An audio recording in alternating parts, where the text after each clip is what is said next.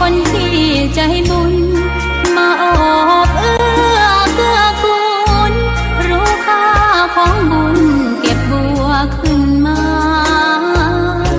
เพื่อสร้างความดีและเสริมบารมีดังว่าใช้ดอกบัวนี้บูชาพระสัมมาสัมพุทธองค์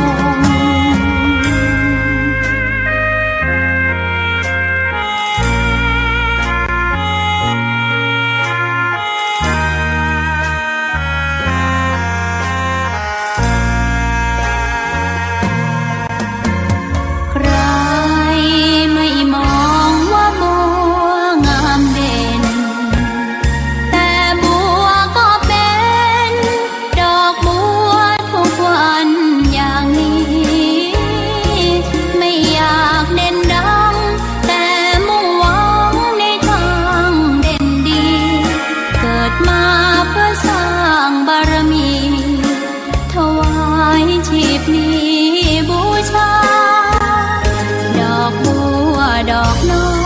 ยเฝ้าคอยคนที่ใจบุญมาโอบเอื้อเกื้อกูลรู้ค่าของบุญเก็บบัวขึ้นมาเพื่อสร้างความดีและเสริมบารมีดังว่าใช้ดอกบัวนี้บูชาพระสัมมาสัมพุทธองค์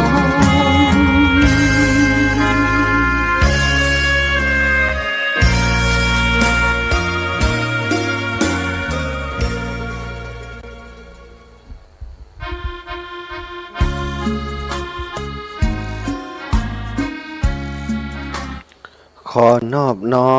มต่อพระรัตนตรัยแก้วเจ้าสามประการน้อมเอากุณพระพุทธเจ้ากุณพระธรรมเจ้ากุณพระสังฆเจ้า กุณพระอรหันตเจ้าอริยสงฆ์เจ้าจุตนจุองค์ได้เมตตาแผ่ปรมีมาเป็นนวโลกุตรธรรมปกเกล่าเกษาปกห่มรักษาครูบาอาจารย์พระมหาเถระพระเถรานุเถระเปื่อนสหธรรมิกสหพรหมจารีทุกรูปทุกองค์โปกห่มรักษาศรัทธาสาธุชนคนดีเท่าแก่อีพ่ออีแม่ตั้งหลายติดตามรับฟังรายการสารธรรมยามค่ำเสียงธรรมจากวัดบรรพตสถิตโดยอัตมาภาพพระมหาสมชาติชาตปัญโยวัดบรรพตสถิตอำเภอเมืองจังหวัดลำปางรับผิดชอบดำเนินรายการ19 ถึง 20 นาฬิกาโดยประมาณขอบคุณทุกท่านทุกคนที่ติดตามรับฟังรายการโทรมาให้กำลังใจแจ้งผลการรับฟังรายการแล้วก็หายหอมในกิจกรรมต่างๆอันเป็นกุศลที่อาตมาได้กระทำในทุกช่วงเวลาที่ผ่านมาเนาะทุกกิจกรรมก็ได้รับการสนับสนุน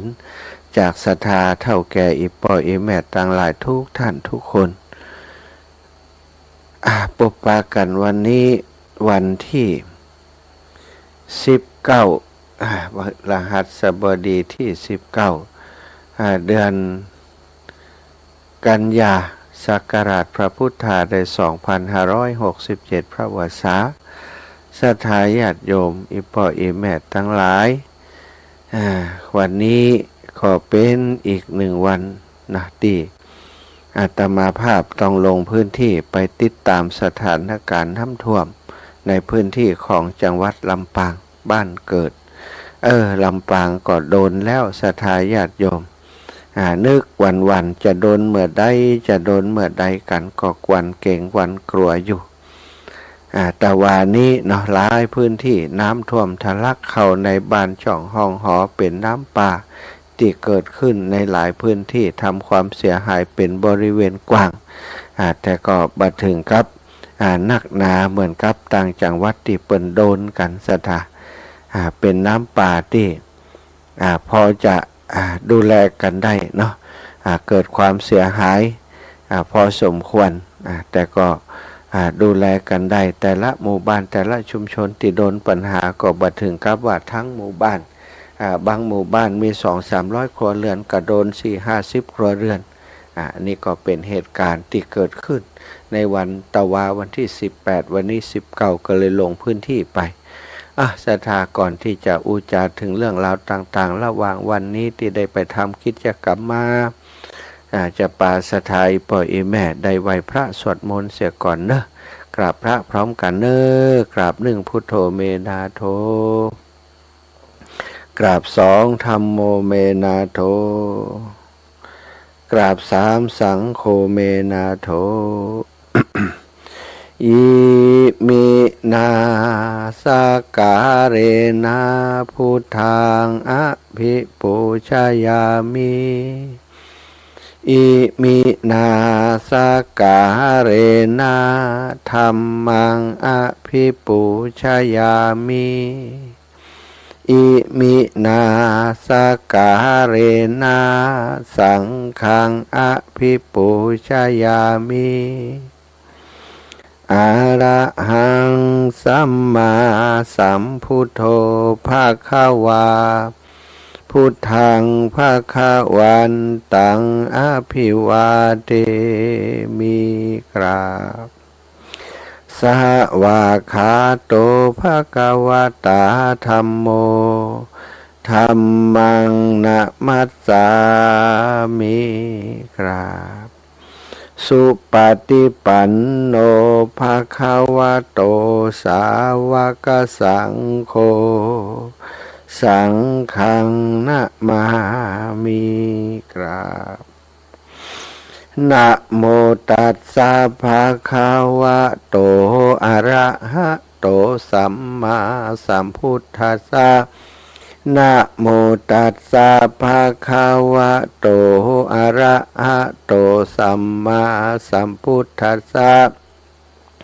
นะโมตัสสะภะคะวะโตอะระหะโตสัมมาสัมพุทธัสสะพุทธังสารนังกัจฉามิ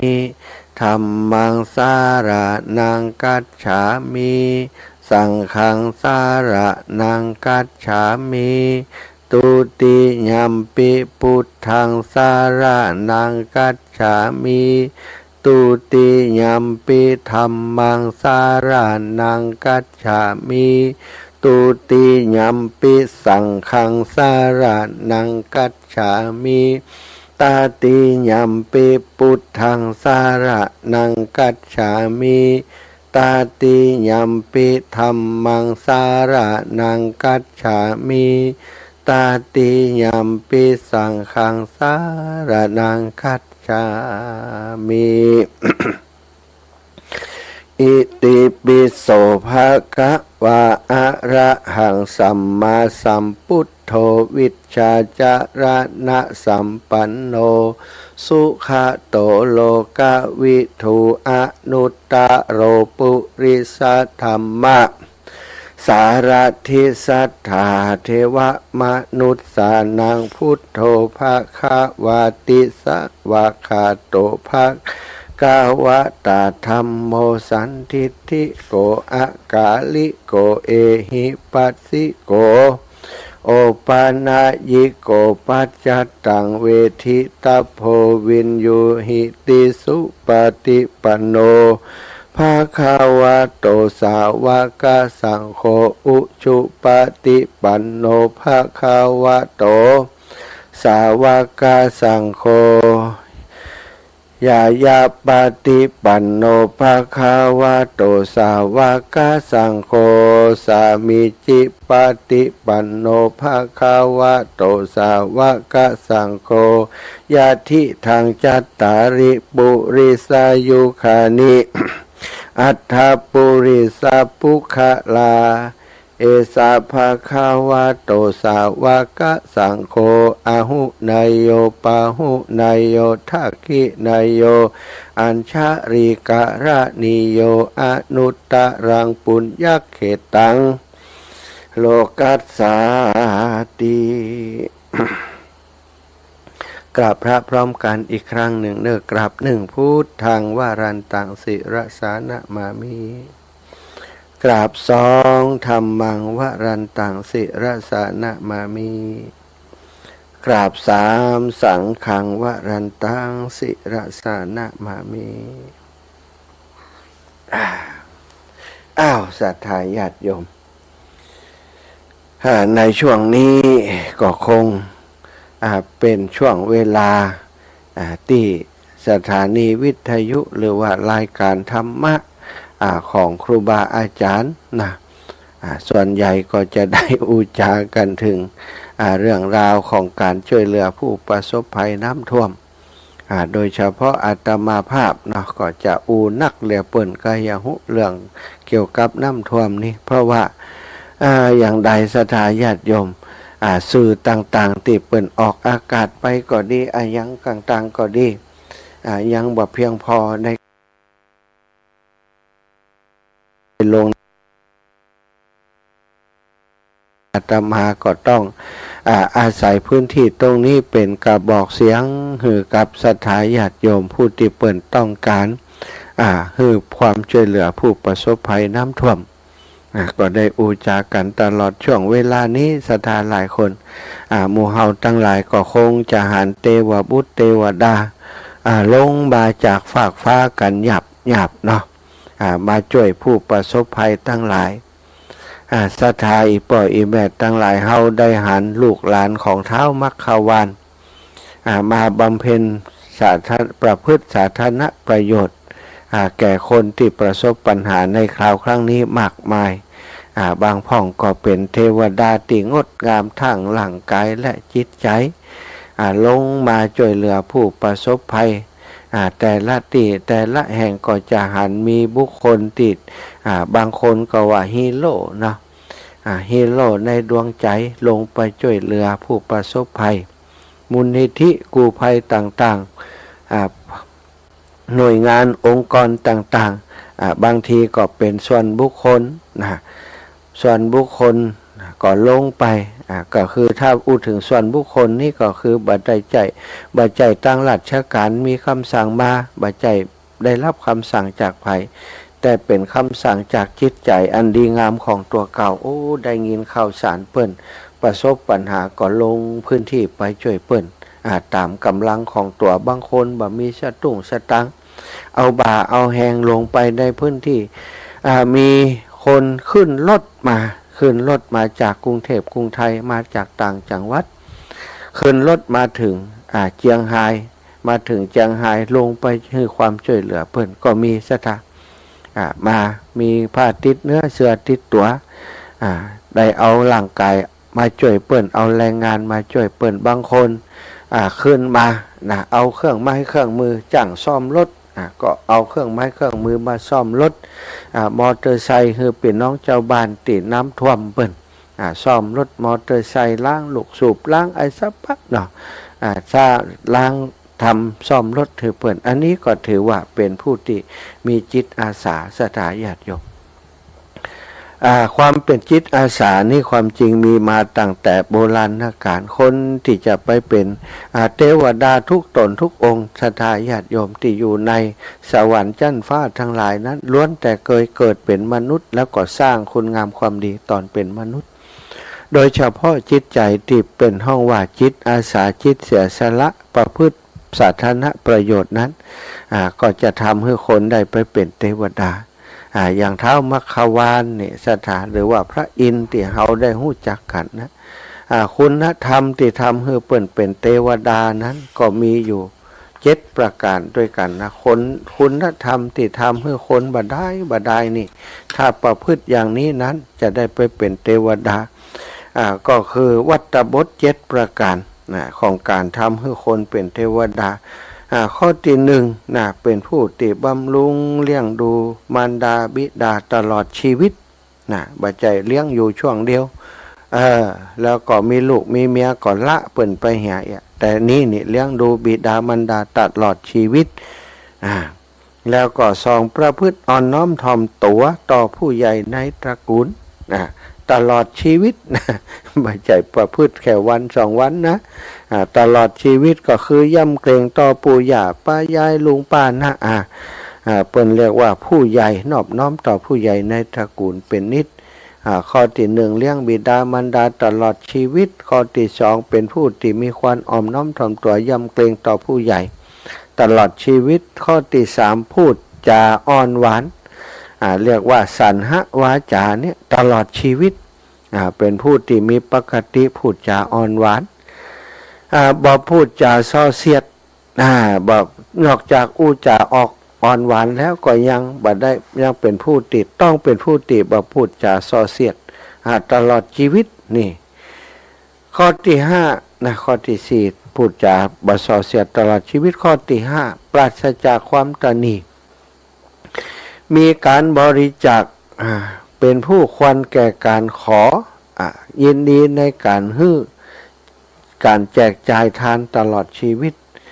ศรัทธาญาติโยมปราศจากความตณีมีการบริจาคบริจาคทรัพย์สินบริจาคร่างกายมีความเสียสละควรเป็นผู้ควรแก่การขอควรแก่การขอก็คือไผลำบากเพิ่นมาขออย่างเฮาเป็นผู้ที่พร้อมที่จะช่วยเหลือเพิ่นได้ยินดีในการแจกจ่ายทานตลอดชีวิตข้อที่หกพูดคำสัตย์ตลอดชีวิตศรัทธาคำสัตย์ความจริงสิ่งที่เป็นจริงบ่พูดปดมดเท็จข้อที่เจ็ดบ่โกรธตลอดชีวิตกำจัดความโกรธที่เกิดขึ้นได้เร็วพลันอันนี้คือคุณธรรมหรือว่าสิ่งที่จะทำให้คนเป็นเทวดาโดยเฉพาะเป็นท้าวสักกะศรัทธาท้าวสักกะนี่คือเทวดาเหนือเทวดาที่ปกครองเทวดาทั้งหลายท้าวสักกะนี่ติไปที่มาศรัทธา เดิมชื่อว่ามัคคะแล้วก็หนุ่มขึ้นมาชื่อว่ามัคคะมานพเขาอาศัยอยู่ในครอบครัวอยู่กับครอบครัวในอจลคามแคว้นมคธในสมัยยังบ่มีพระพุทธเจ้าในสมัยนั้นบ่มีพระพุทธเจ้าตัวของมัคคะนี่จะออกจากเรือนตอนเช้าตู่ไปทำกิจการงานคงจะไปทำไร่ทำนาอย่างต่างๆในรับจ้างอ้างบ่ายเนี่ยในหมู่บ้านนั้นวันหนึ่งเขาได้ไปแวะพักใต้ต้นไม้ข้างตังหันว่าต้น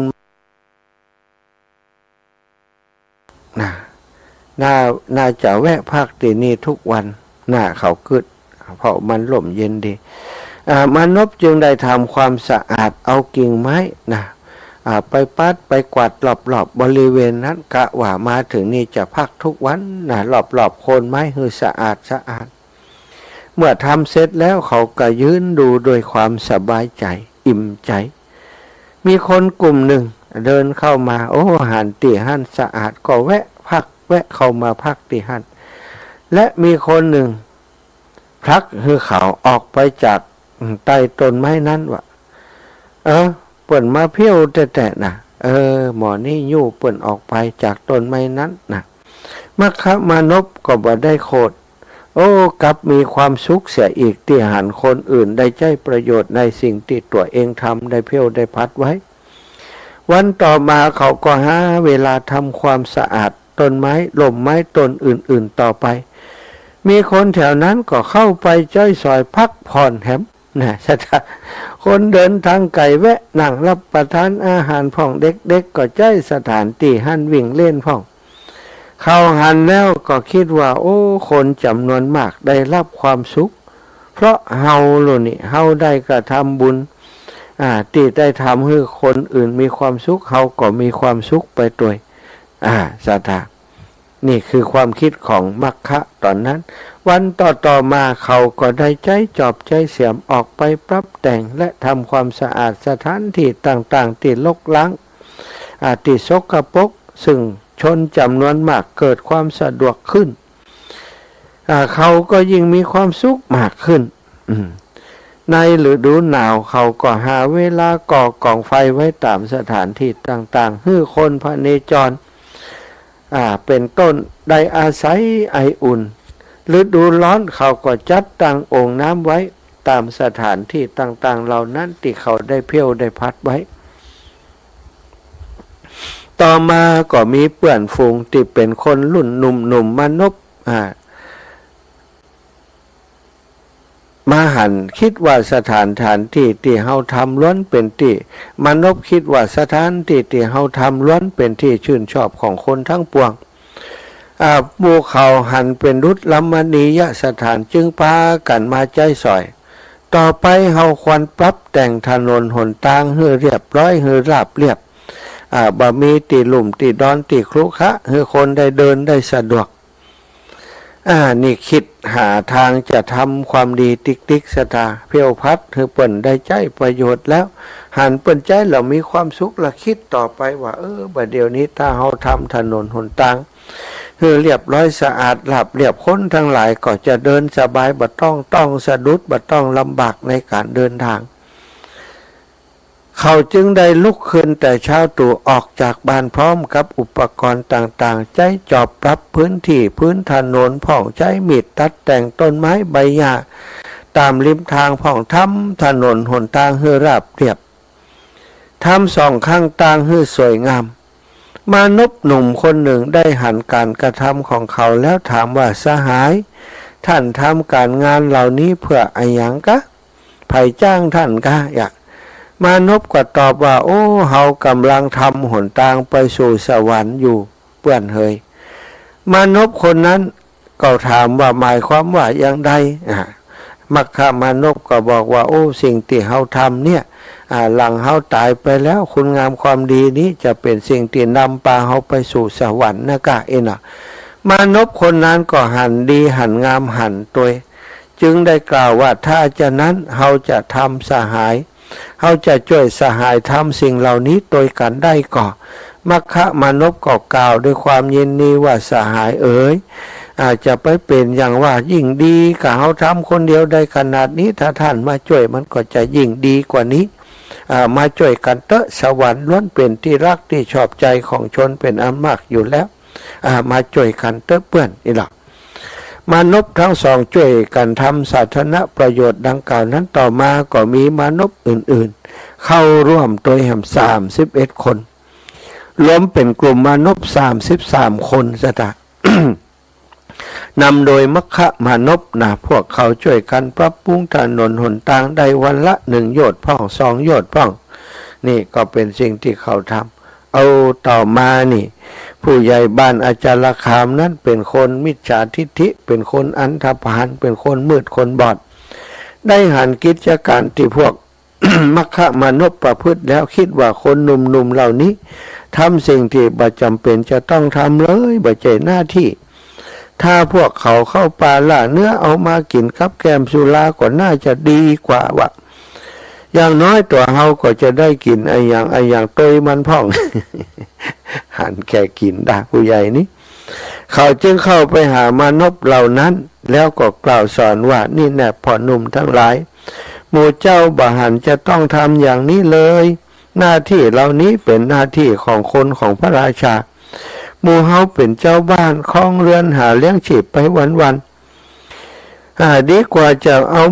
อาเวลามาทำสิ่งเหล่านี้ธรรมดาคนหนุ่มควรจะหาปลาล่าเนื้อในป่าเอามาขายหรือว่ากินแก้มสุราพ่องก็จะเป็นการดีกว่าก้าอย่างพวกมนุษย์ฟังแล้วก็คิดคัดค้านว่ากิจกรรมเหล่านี้รอพระราชาสั่งมาได้หมู่เฮาอยู่ถิ่นนี้ช่วยกันทำถิ่นของเฮาให้น่าอยู่น่าสัญจรมีความสุขดีกว่าการเข้าป่าล่าสัตว์ดีกว่าการดื่มเหล้าดื่มสุรานี่สตาคนดีก็จะคิดดีแล้วก็จะทำดีมองแต่สิ่งที่จะเป็นประโยชน์แก่ตนและผู้อื่นบัดได้คิดว่านี่เป็นเรื่องของพระราชาเป็นเรื่องของ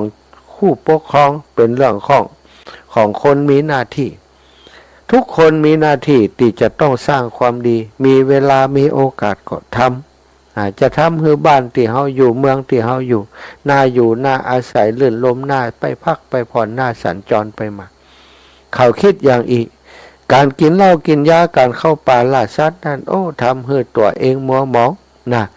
การกินเหล้ากินยาทำให้ขาดสติปัญญาบ่ทำก็เท่ากับว่า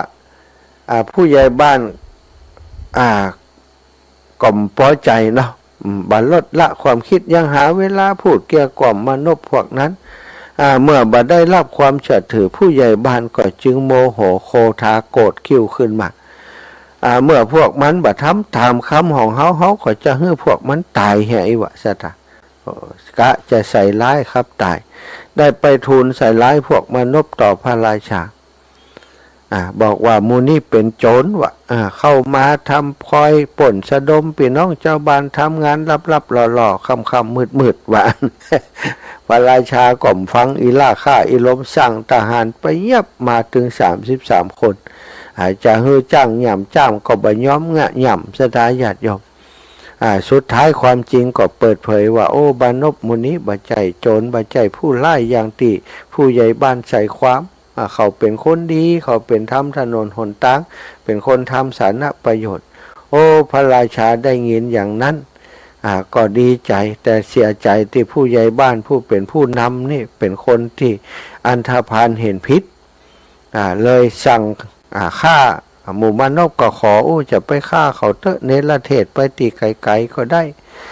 สุดท้ายก็ถูกเนรเทศไปอยู่ในแดนกันดารบ่ให้ได้เข้าบ้านเข้าเมืองมาตั้งมานพนี้ก็เป็นผู้ใหญ่บ้านแตนเสียเลยสถาต่อมาเขาก็ประพฤติอย่างเงี้ยสร้างศาลาสร้างอย่างต่างๆให้คนได้อยู่ได้อาศัยศาลาที่พักคนเดินทางที่สำหรับคนป่วยนะมีห้องน้ำห้องท่ามีที่อาบน้ำมีสระบุคลณีมีสวนที่น่าลื่นลมเมื่อละจากอัตภาพเป็นมนุษย์ก็ได้ไปเกิดเป็นพระอินทร์อยู่บนสวรรค์มัคคะมนุษย์เป็นพระอินทร์สหัสเนตชาตาแล้วก็มูนั่นก็ไปเกิดเป็นบริวารของพระอินทร์โมดเป็นเทวดาอยู่ทางบนนี่ก็คนทำคุณงามความดีกำเนิดเทวดาก็มาอย่างอีกที่อาตมาบอกว่าโอ้เทวดาออกมาวุ่นๆก็คือคนที่มีจิตอาสาออกมาช่วยเหลือผู้ประสบภัยน้ำท่วมนี่โอ้ศรัทธาญาติโยมเยอะนักหนาคณนาบ่ได้นับบ่ถ้วนเนาะกลุ่มองค์กรหน่วยงานต่างๆดารามูลนิธิการกุศลต่างๆลงพื้นที่ช่วยกันพระสงฆ์องค์สังฆเจ้าพี่น้องเจ้าบ้านหมู่เฮาทุกหมู่บ้านมีจิตใจดีงามเป็นเทวบุตรเทวดาช่วยกันเอาปัจจัยไปสนับสนุนช่วยเหลือผู้ประสบภัยบางคนก็ลงพื้นที่เองบางคนก็ฝากผู้นำไปบางคนก็อาสาขาถีบเป็นผู้นำบุญบอกประกาศประชาสัมพันธ์บอกบุญรวบรวมเข้าของไปแจกไปจ่ายด้วยตัวเองช่วยกันต่างประเทศหันแล้วตกใจซะท่าคนที่คือคนไทยนี่เป็นห้องว่ามีความเป็นอยู่ที่เกื้อกูลเอื้ออาดุลอบอ้อมอารีต่อกันช่วงที่เกิดปัญหาภัยพิบัติถ้าเป็นต่างประเทศตัวภัยตัวมันมีภัยสนใจมีภัยใส่ใจจะคิดว่าเป็นเรื่องของรัฐบาลเป็นเรื่องของเจ้าผู้ปกครองต่างๆจะต้องทำหน้าที่แต่คนไทยเขานี่บัดล้อภัยเลยซะเกิดปัญหาป๊บพี่น้องประชาชนเนี่ยเข้าถึงพื้นที่เลยหน่วยงานองค์กรต่างๆมีปัญหาป๊บลงมาช่วยกันพระสงฆ์องค์สังฆเจ้าท่านววชิระเมธีท่านเจ้าคุณลงไปพื้นที่ตั้งแต่วันแรกจนถึงวันนี้ก็ยังลงพื้นที่ทุกวันเอาของไปแจกเอาข้าวน้ำอาหารไปแจกหลายๆคนหมู่กู้ภัยต่างๆนี่กู้ภัยที่คุ้นเคยกันที่เป็นดาราเนี่ยคุ้นเคยสายตาของศรัทธาญาติโยมนะไม่ใช่คุ้นเคยกับอาตมานะคุณบินบรรลือฤทธิ์คุณเอกพันธ์บรรลือฤทธิ์เป็นดาราโดยอยู่มูลนิธิกู้ภัยของกตัญญูตัวนี้ร่วมกตัญญูเนี่ยโอ้ลงพื้นที่เข้าไปในติลำบากไปช่วยพี่น้องเจ้าบ้านเป็นเปี้ยเป๊ะเป็นต้มช่วยนำคนออกจากอยู่อาศัยมาที่ปลอดภัยคุณกันคุณอย่างชับปะสถาคุณโยมคุณโยมดร.บุ๋มปนัดดาวง วงผู้ดีเนี่ยก็ลงไปพื้นที่เป็น7-8 วันไปอยู่กับพี่น้องเจ้าบ้านทำกับข้าวกับป๋ารับบริจาคเข้าของเครื่องใช้ไปส่งให้พี่น้องหลายหน่วยงานหลายผู้หลายท่านกระตือรือร้นช่วยกันจนทำให้สถานการณ์ที่เลวร้ายนะสถาได้การรับการบรรเทาเบาบางนะถ้าเป็นต่างประเทศเนี่ยโอ้สถาตายแหมนักแล้วก็หิวเข้ากันหลายอยู่เนาะแต่หมู่เฮาช่วยกันแม้กระทั่งเบื้องสูงเบื้องบนนี่ขนาดถึงกับเอาเฮลิคอปเตอร์เอาไอ้อย่างมาช่วยส่งเข้าส่งน้ำเฮือสถาประชาชนทั้งหลายเนี่ยสิ่งนี้สถาญาติโยมเป็นสิ่งที่ยืนยันว่าเมืองไทยเฮาเป็นเมืองพุทธเป็นเมืองที่มีความเมตตากรุณามีคนมีคุณธรรมเป็นเมืองที่น่าอยู่เมืองไทยคือเมืองน่าอยู่เมืองที่ผู้คนใจดีเมื่อมีภัยพิบัติก็ช่วยกันนะอาตมาเองก็เป็นคนหนึ่งที่พอพี่น้องเจ้าบ้านศรัทธาเปิ่นเดือดร้อนทั้งที่ตัวเก่าก็บ่ใจคนมีคนหล่ำคนรวยอะไรอย่างศรัทธาเป็นตู้เจ้าก็บ่ใจมีเรียกว่ามีลาภสักการะอะไรอย่างมากมายก็หันว่าโอ้เปิ่นเดือดร้อนพอดีมีสื่ออยู่ในมือก็ประชาสัมพันธ์บอกกล่าวข่าวบุญนี้ไปอีปอยอีแม่ตั้งหลายซึ่งได้หู้จักอาตมามาก่อนแล้วนั้นหันอาตมาทำอย่างก็ทำจริงทำเพื่อประโยชน์แก่คนอื่นแก่ส่วนรวมก็ได้มาช่วยกันทุกครั้งอาตมาไป3-4 ตีผ่านมาโอ้ได้เข้าของไป7-8 กันรถ3-4 กันรถตลอดนะนี่วันที่21นี่จะไปช่วยที่แม่สายจะเอาไม้กวาดเอาอย่างไปบ่เดียวนี้มีคนเป็นเจ้าภาพร่วมด้วยช่วยกันมาโอ้เยอะเหมือนกันศรัทธาเนาะเยอะเหมือนกันเดี๋ยววันนี้จะขออนุญาตประกาศให้ได้รับทราบว่ามีไผ่พ่องเนาะวันนี้อาตมาลงพื้นที่ไปดูน้ำท่วมสถานที่ตีบ้านบ้า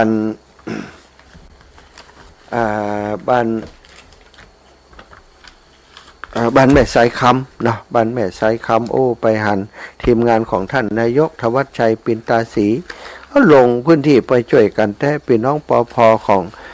เทศบาลต้นธงชัยก็ลงไปกันทหารก็ลงไปกันสถานไปช่วยพื้นที่น้ำท่วมไปช่วยล้างบ้านล้างจองไปช่วยตัดกิ่งไม้ตัดต่อไม้ที่มันเป็นสิ่งกีดขวางลงไปบังทางน้ำต่อลอดเหลี่ยมที่ลอดผ่านถนนของหมู่บ้านนะไปช่วยกันเคลียร์ไปหันเป็นทำงานกันโอ้ดีใจความช่วยเหลือจากทางท้องถิ่นและพี่น้องประชาชนหน่วยงานราชการตลอดถึงทหารที่ลงพื้นที่ไปทหารนี่ไปปะ2 จุดไปปะที่แม่ใช้คำจุดหนึ่งแล้วก็ไปปะที่บ้านแม่โกงแหมจุดหนึ่งเนาะแล้วก็เปิ่นไปช่วยตั้งห้วยเปงแหมจัดนักนะทหารจากมณฑลทหารบกที่32นะจากวัดลำปางค่ายสุรศักดิ์มนตรีได้ลงพื้นที่ไปช่วยเหลือพี่น้องชาวบ้านอาตมาก็ได้ลงไปพอความเสียหายของตั้งพี่น้องชาวบ้านที่ประสบภัยไปหันภาพกิจกรรมต่างๆเหล่านี้ก็ชื่นใจที่หันความร่วมไม้ร่วมมือของพี่น้องชาวบ้านในพื้นที่เนาะที่แม่ไซคำก็ดีที่บ้านปงนะบ้านซักนะที่ตำบลบ้านเอื้อมก็ได้ไปหันสถาญาติโยมปอจวนแม่บุญเรืองนะแม่บุญเรืองแล้วก็โยมพิมมาลาที่บ้านซักก็ไปปะกันวันนี้ไปพอน้ำท่วมที่แม่น้ำปงเนาะที่ไหลผ่านบ้านปงบ้านซักเนี่ยนะก็ทำให้ตะพังโยดหลายตีแล้วก็ได้ลองมาบ้านแม่โกงนี่ก็มีคนโอ้ประสบภัยเยอะนะก็หันทหารอย่างเพิ่นไปช่วยงานช่วยการกันเยอะก็ได้ไปเลี้ยงอาหารให้ทับท่านทหารเพิ่นตัวได้มอบปัจจัยให้กับพี่น้องชาวบ้านซื้อกับข้าวกับปลาเลี้ยงทหารเอาน้ำดื่มไปมอบให้มาแอวบ้านแม่สีนวลชมพูกุลน้ำท่วมเกือบจะถึงเตียง เหลือแหมสักนิ้วเดียวลุบลิบพอจะถึงเตียงตื่นเจ้ามาเอาตีนแย่ลงไปโหน้ำมาอย่างใดนี่เอาดีว่าไฟบ่เข้าเนาะสถาส่องไฟพอน้ำขึ้นมาพอจะเปียงหัวเข่าแข้งขาเนาะกว่าเกือบไปเนาะเกือบจะลอยเป็นไข่ปลาล่องไข่แล้วโยมแม่สีนวล บ้านห้องกอก แล้วก็ไปบ้านแม่ย่าแก้วโทนาบุตรแล้วก็ไปบ้านจูดนะบ้านจูดไปฉันเข้าที่แม่บ้านแม่บัวขีทะโปไปรับของที่บ้านแม่บัวขีบ้านแม่ประพินนะบ้านจูดจากนั้นก็ได้กลับมานั่งจัดรายการขยมไปฮับเอาของที่บ้านแรงสีปีดาแล้วก็บ้านแม่สายบ้านทรายเจดีย์สาวเดี๋ยวก็จะได้ประกาศชื่อเสียงที่ศรัทธาญาติโยมเปิ้นหายหอมมาวันนี้เนอะศรัทธาแม่ย่าเรียบวังสมบัติถวายปัจจัยซื้อไม่กวาดมาแม่ย่าเรียบวังสมบัติถวายซื้อไม่กวาดมา220 บาทนะได้10 ดำนะอีแม่แล้วก็แม่ยานจันสมเส้นท้องหลางได้ร่วมบุญมา200ได้ก็10 ดำเหมือนกันแม่บนเตชะนันร่วมบุญมาแม่บนเตชะนันอันนี้เปิ่นตาลขันเข้าโลนี่ตาลไปหาเจ้ากรรมนายเวรและญาติทั้งหลายสาธุแม่บนแม่สมนึกสาวสืบพร้อมลูกหลานทำบุญน้ำท่วมช่วยเหลือผู้ประสบภัย200 บาทแม่อารีสิทธิบุญธรรมโยมอารีสิทธิบุญลำบ้านศาลาบัวบกถวายค่าน้ำมันรถติดไปน้ำท่วมเชียงรายเนื้ออาจารย์100 บาทคุณโยมสุกัญญาสิงห์หลงพร้อมลูกหลานมอบเงินสมทบไม้กวาดแถม100 บาทพี่น้องบ้านฟ่อนสมจิตอินทวิจิตถวายค่าน้ำมันรถไปเชียงรายแถม100 บาทแม่คำปันมูลเมืองบ้านฟ่อนถวายปัจจัยมาแถม1 ซองแม่สีวันแก้วบุญเรืองบ้านฟ่อนก็ร่วมบุญมาแถม1 ซองคุณโยมชันอย่างนี้ชันทวีภากะสายเปี้ยนะบ้านฟ่อนแถม1 ซองแม่จันฟองอินทวิจิตบ้านฟ่อนอุทิศให้เจ้ากรรมในเวร1 ซองแม่บนอุบลวันเตชะนันบ้านฟ่อนก็ร่วมบุญมาแถม1 ซอง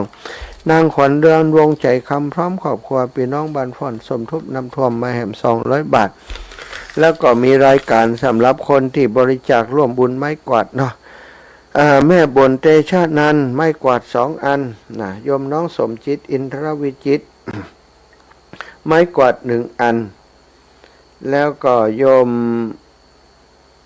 แม่จันฟองบ้านสำเภาไม้กวาด2 อันไม้กวาด2 อันศรัทธาญาติโยมเดี๋ยวก่อนเด้อ แม่สมนึกจำปาไม้กวาด1 อันแม่อารีบ้านศาลาบัวบก2 อันแม่สีวันบ้านฟ่อน1 อันแม่พาบ้านฟ่อน1 อันแม่สุภาพรอินทรีย์1 อันแม่ไลบ้านฟ่อนแม่ไลบ้านฟ่อน2 อันนะแล้วก็แม่ฟองแก้วจิตมั่น2 อันแม่พลอยอย่างนี้แชมปัญญะ2 อันแม่ไลบ้านฟ่อนผ้า1 กล่องแม่ยุพินบ้านฟ่อนน้ำเปล่า3 แพ็คแล้วก็รวมไม้กวาดแล้วได้17 อันเสื้อผ้าสาวถุงไม้ถูพื้น4 อันยายไหมลุงแสงว่ายังไดว่าถ้ายายไปหาถ้าอาจารย์รู้เนี่ยอย่างกันวันพุธกะเจ้ามีการอยู่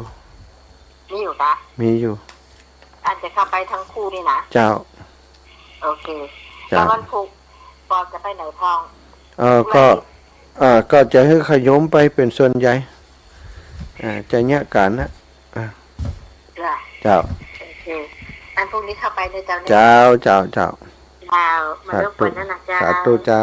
ไม่ใหญ่ไหมสถานแล้วก็มีคุณโยมกมลทิพย์สาวจันทร์บรรจุด1 ซองสมศักดิ์อกตันบรรจุด200 บาทยายทองม้วนแก้วบุญเรืองบรรจุด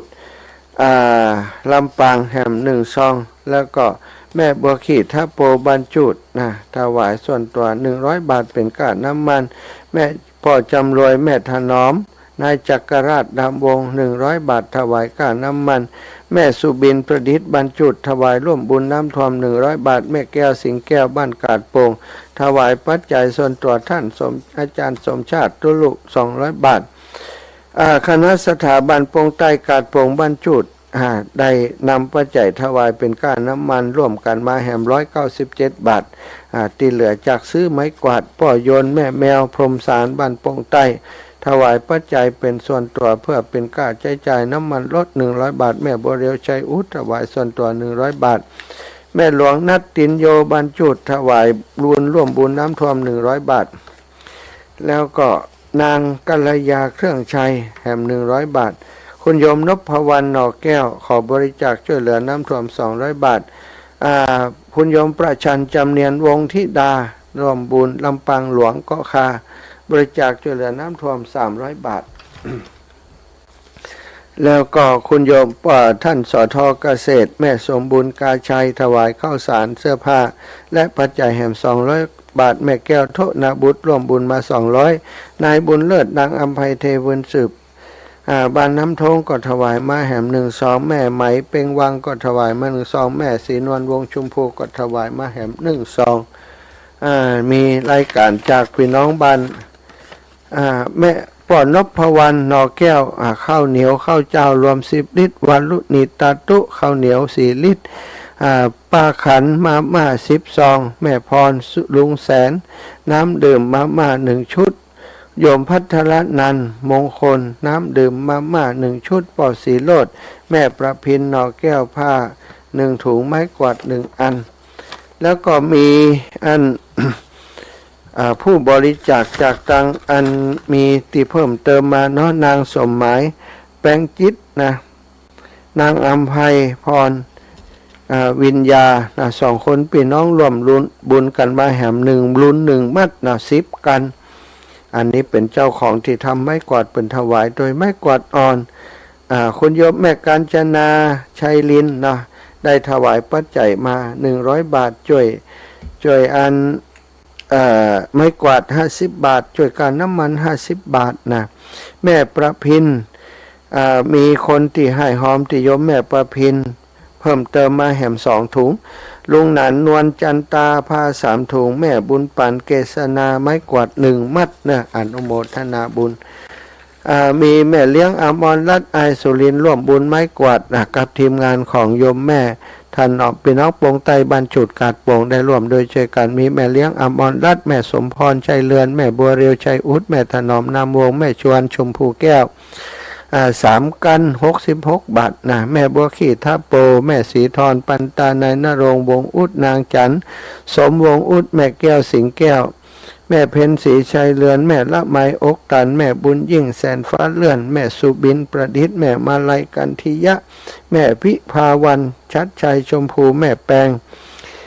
ป้อแปงแม่คำแปงนอแก้วแม่วิไลปงเทพแม่บัวลอยปงเทพแม่เหรียญบันสันหลวงและแม่เกวลีวันณโสภานะได้รวมบุญเป็นเจ้าภาพไม้กวาดมาเนาะหลายเล่มหลายมัดแล้วก็นามผู้บริจาคข้าวสารและเสื้อผ้านายพรหมมาวงธิดานางอิสราพร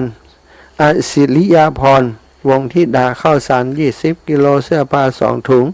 แม่เพ็ญศรีชัยเลือนถวายก้าพานะมหาม40 บาทแม่หลวงนัดตินโยผ้า1 ถุงร่วมทำบุญน้ำท่วม100 บาทแล้วก็โยมน้องสาวจากบ้านเขลางทองเนาะถวายไม้กวาด2 มัดนะ440 บาทสาธุอนุโมทามิมาค่ำเมื่อแรงนี้มีญาติโยมห่วมบุญหอมบุญมาเนอะมีไผ่พ่องนี่มีโยมลายนามช่วยกันหอมไม้กวาดติดตักขยะนะบ้านทรายเจดีย์ซาวลำปางแม่จันเป็นเครือธนุพร้อมครอบครัวไม้กวาดสลัด3 อันแม่มอนใจฟูพร้อมครอบครัวไม้กวาด3 อันแม่ทองเพชรยอดคำปันพร้อมครอบครัว3 อันแม่พ่อบุญเรือนแม่ทองใบไม้กวาด3 อันแม่ศรีวันสารอินตะสายอินตะไม้กวาด1 อันแม่สมศรีฟองเทพคำเปียวไม้กวาด1 อันแม่บัวพานวงตันไม้กวาดพร้อมครอบครัวไม้กวาด3 อันแม่น้อยภูกุลพร้อมครอบครัวไม้กวาด3 อันน้องสำรานเทพคำเปียวพร้อมครอบครัวไม้กวาด3 อัน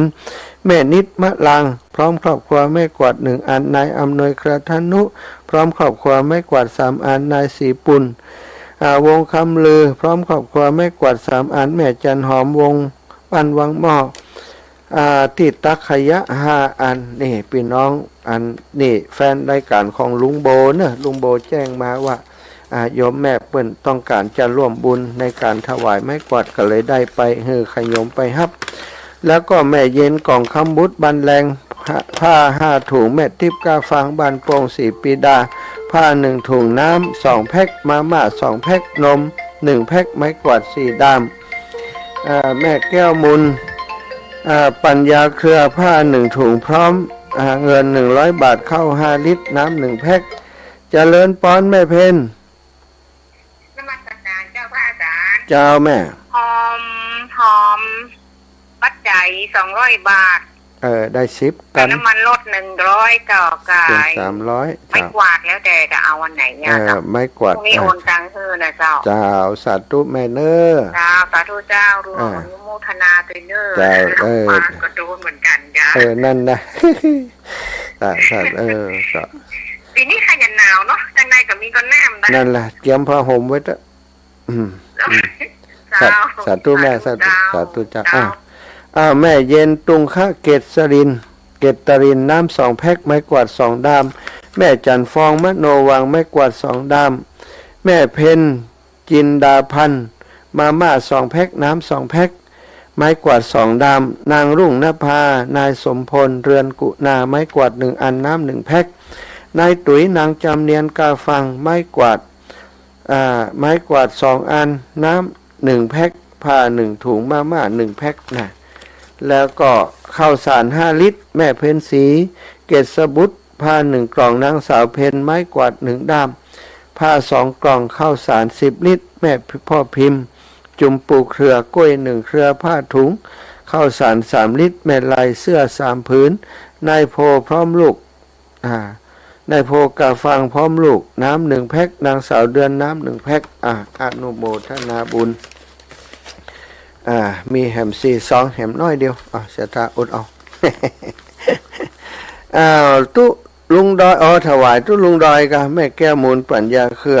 ถวายตุลุงดอยอีหรอบ้านแรง4 ปีดาเนอะแม่จันฟองมะโนวังค่าน้ำมัน100 บาทแม่เดือนเพนกาฟัง50 บาทสาธุแม่ติ๊บกาฟังบ้านแรง4 ปีดา1 ซองคุณชอดคุณพ่อทอนแม่ปอยาวุธิขายวายค่าน้ำค่าไฟ100 บาทแม่แก้วมูลปัญญาเครือบ้านแรง4 ปีดา100 บาทอนุโมทนาทุกบุญที่ศรัทธาได้ร่วมบุญมาเนอะวันพุธจะไปตะคืนฮับปากบ้านหัวฝ่ายไปได้ไปสกรรมเอาเป็นวันพุธวันเนี้ยวันพุธเนาะ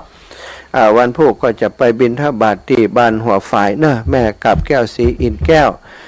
เป็นเจ้าภาพนะนิมนต์ช่วยแจ้งประชาสัมพันธ์ให้พี่น้องเพิ่นชิมเนอะฝ่ายจะตักบาตรไม่กวาดได้นะวันพวกนี้นะบ่ได้เอามากิน เอาไปช่วยน้ำท่วมเนอะฝ่ายมีไม่กวาดคนละดาม2 ดามมาห้อมบุญมาร่วมกันก็ได้เนอะพี่น้องต่างบ้านหัวฝ่ายแล้วก็บ้านกล้วยบ้านกล้วยหลวงเนาะเจ้าแม่อุลิมากล้วยหลวงเนอะประธานบริการเจ้านะจะมีหลายเนอะเจ้าป้ากันที่วัดกะบ้านที่วัดท่านอาทิเก่านั่นนะดีละบอกหลวงพ่อตัวน่ะเป็นสายบุญเนอะลุงแต่งงานปอหลันละกะดีกะเป็นสายประการเจ้านี่สาธุแม่ของแม่ก็ได้ไม่กวนแล้วแหละเจ้าได้ละได้แม่อมพรเทพพงวงแม่1 มัดแม่อมพรเทพพงวง1 มัดแล้วก็แม่กี่วันอย่างนั้นเจ้านั่นน่ะเป็นแม่บอกเจ้าเป็นถ้ากัน1 มัดเจ้าดีแล้วถูกเขาก่อประการนอกแม่แต่เจ้าได้เลยแม่สาธุเจ้าแม่สาธุบุญรักษามาเร็วไปเร็วมาอย่างน้ำปลาณบ้านหัวฝ่ายแล้วก็บ้านกาดเมฆนะแม่ย่าวันพุธจะไปอันหัวฝ่ายกาดเมฆแม่ย่าเล็กปวลีไปตักบาตรเขาไว้อย่างไรวันพรุ่งนี้บ่ายโมงขอนิมนต์ท่านมาเอาของที่วัดบ้านร้องเลยเจ้าสาธุโยมแม่โยมแม่บอกกับท่านพระอาจารย์เพิ่นเนาะ สมปานเจ้าวัดบัดบรรร้องท่านอาจารย์ก็จะฝากของไปตัวอีก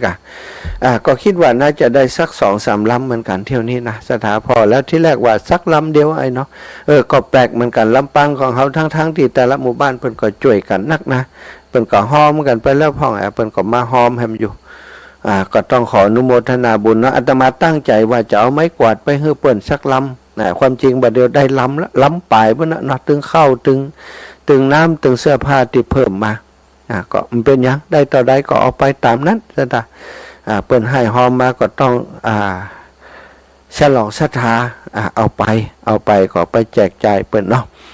ส่วนลำปางของเฮาสถานการณ์ตอนนี้แต่ละพื้นที่ก็คงจะคลี่คลายละของพอจะช่วยกันได้เพราะมันบ่ได้เสียหายเป็นวงนักวงหนาอย่างเนาะเป็นวงที่พอช่วยเหลือดูแลกันได้นะแต่ก็เป็นเขตภัยพิบัติหลายพื้นที่เหมือนกันขอบคุณทุกท่านที่ติดตามทางไลฟ์สดเลยเนอะมีไผ่พ่องขอดูก่อนติดตามทางไลฟ์สดแม่อมรวรรณเล้ากุลโยมน้องสุขเนาะโยมลำจวนอินแสงแม่บัวขี้ท่าโปไหวสาพระอาจารย์รับชมอยู่แม่บัวขี้ชมอยู่แม่สมศรีใจบุญคุณโยมชุติการรอดพยัญแม่ปวลีอินสุวรรณโยมปี่พิมมาลาสาธุเจ้าพระอาจารย์เนี่ยวันนี้ปะกันแล้วเนาะพัชรินดารุณศรีสาธุเนอขอบคุณทุกท่านทุกคนที่ติดตาม14ท่าน14คนที่เข้ามาดูไลฟ์สดขอบคุณทุกกำลังใจนะทุกกำลังแรงใจเข้ามาติดตามรับชมรับฟังกันก็ขอขอบคุณตังสถานีทุกสถานีตังเชียงใหม่เนาะ แม่ยายพรเนี่ยดังไปถึงเชียงใหม่ก็เชียงใหม่วันนี้ที่สถานีวัดห้วยต่องซักเนาะสถามีปัญหาเรื่องระบบไฟฟ้าเนาะระบบไฟมีปัญหากำลังแก้ไขกำลังจัดการดำเนินการอยู่ไฟบ่เข้าเครื่องส่งเนาะก็ทำให้ท่านอาจารย์แล้วก็ตั้งทีมงานเนาะจะเข้าไปแก้ไขตั้งช่างเทคนิคต่างๆจะเข้าไปดูก็คงใช้เวลาแห่งประมาณ2 วันกว่าจะเสร็จเนาะสถานีวิทยุห้วยตองสักของพื้นที่ของจอมตองดอยหล่อแถวป่าซางแถวนั้นจะฟังจากนั้นเป็นส่วนใหญ่แต่คิดว่าช่วงบ่ค่ำยามแรงนี้เนาะของปะดมถ้าจะออกอยู่ก็บ้านทุ่งเรดิโอของปะดมนะที่สันปะตองติดเชียงใหม่ที่ในพื้นที่ไกลๆก็ฟังกันได้เนาะมนต์เสียงธรรมแม่แจ่มโลหับก็จ้ะมันแรงนี่นะ เปิ้นวิสถานีนี่แบบมีฮับในพื้นที่ของเปิ้นเอาละศรัทธาญาติโยมเวลาหมดเวลาก็ต้องนำรายการจากลาศรัทธาไปด้วยเวลาเพียงเท่านี้ขอความสุขสวัสดีจงบังเกิดมีแก่ศรัทธาญาติโยมทุกท่านทุกคนนะจัตตารโอธรรมาวทันติอายุวโนสุขังพะลัง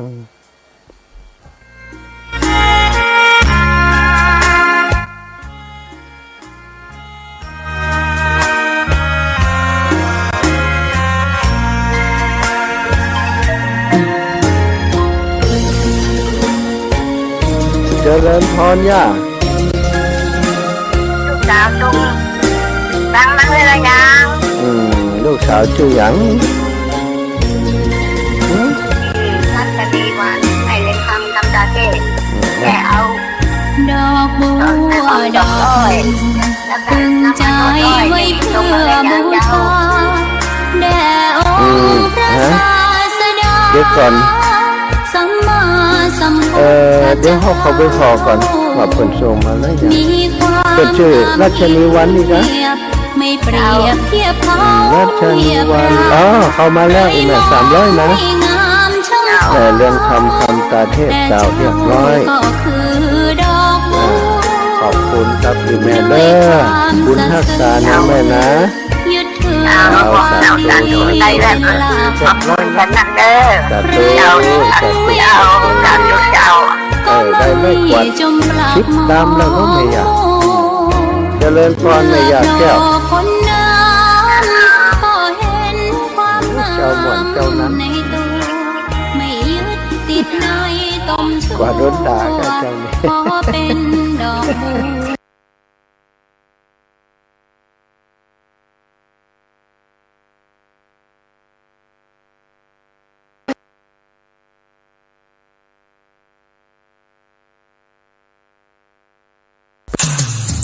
ที่นี่สถานีวิทยุเพื่อการศึกษาวิทยาลัยสงฆ์นครลำปางสถานีวิทยุกระจายเสียงบริการสาธารณะออกอากาศณอาคารเลขที่ 1 วัดบุญยวาทวิหารถนนบุญยวาทตำบลหัวเวียงอำเภอเมืองจังหวัดลำปางทำการส่งกระจายเสียงในระบบ FM 106.5 เมกะเฮิรตซ์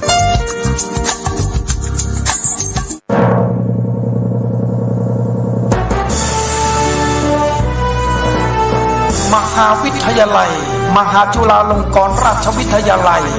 วิทยาลัยสงฆ์นครลำปางเปิดรับสมัครพระภิกษุสามเณรและคฤหัสถ์ใจหญิงบุคคลทั่วไป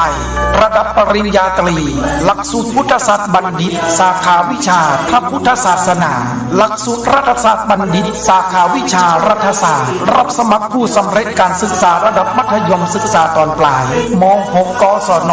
ปวช.ปวส.หรือเทียบเท่าระดับปริญญาโทพุทธศาสตร์มหาบัณฑิตสาขาวิชาพระพุทธศาสนารัฐศาสตร์มหาบัณฑิตสาขาวิชารัฐศาสตร์รับสมัครผู้สำเร็จรับปริญญาตรีทุกสาขา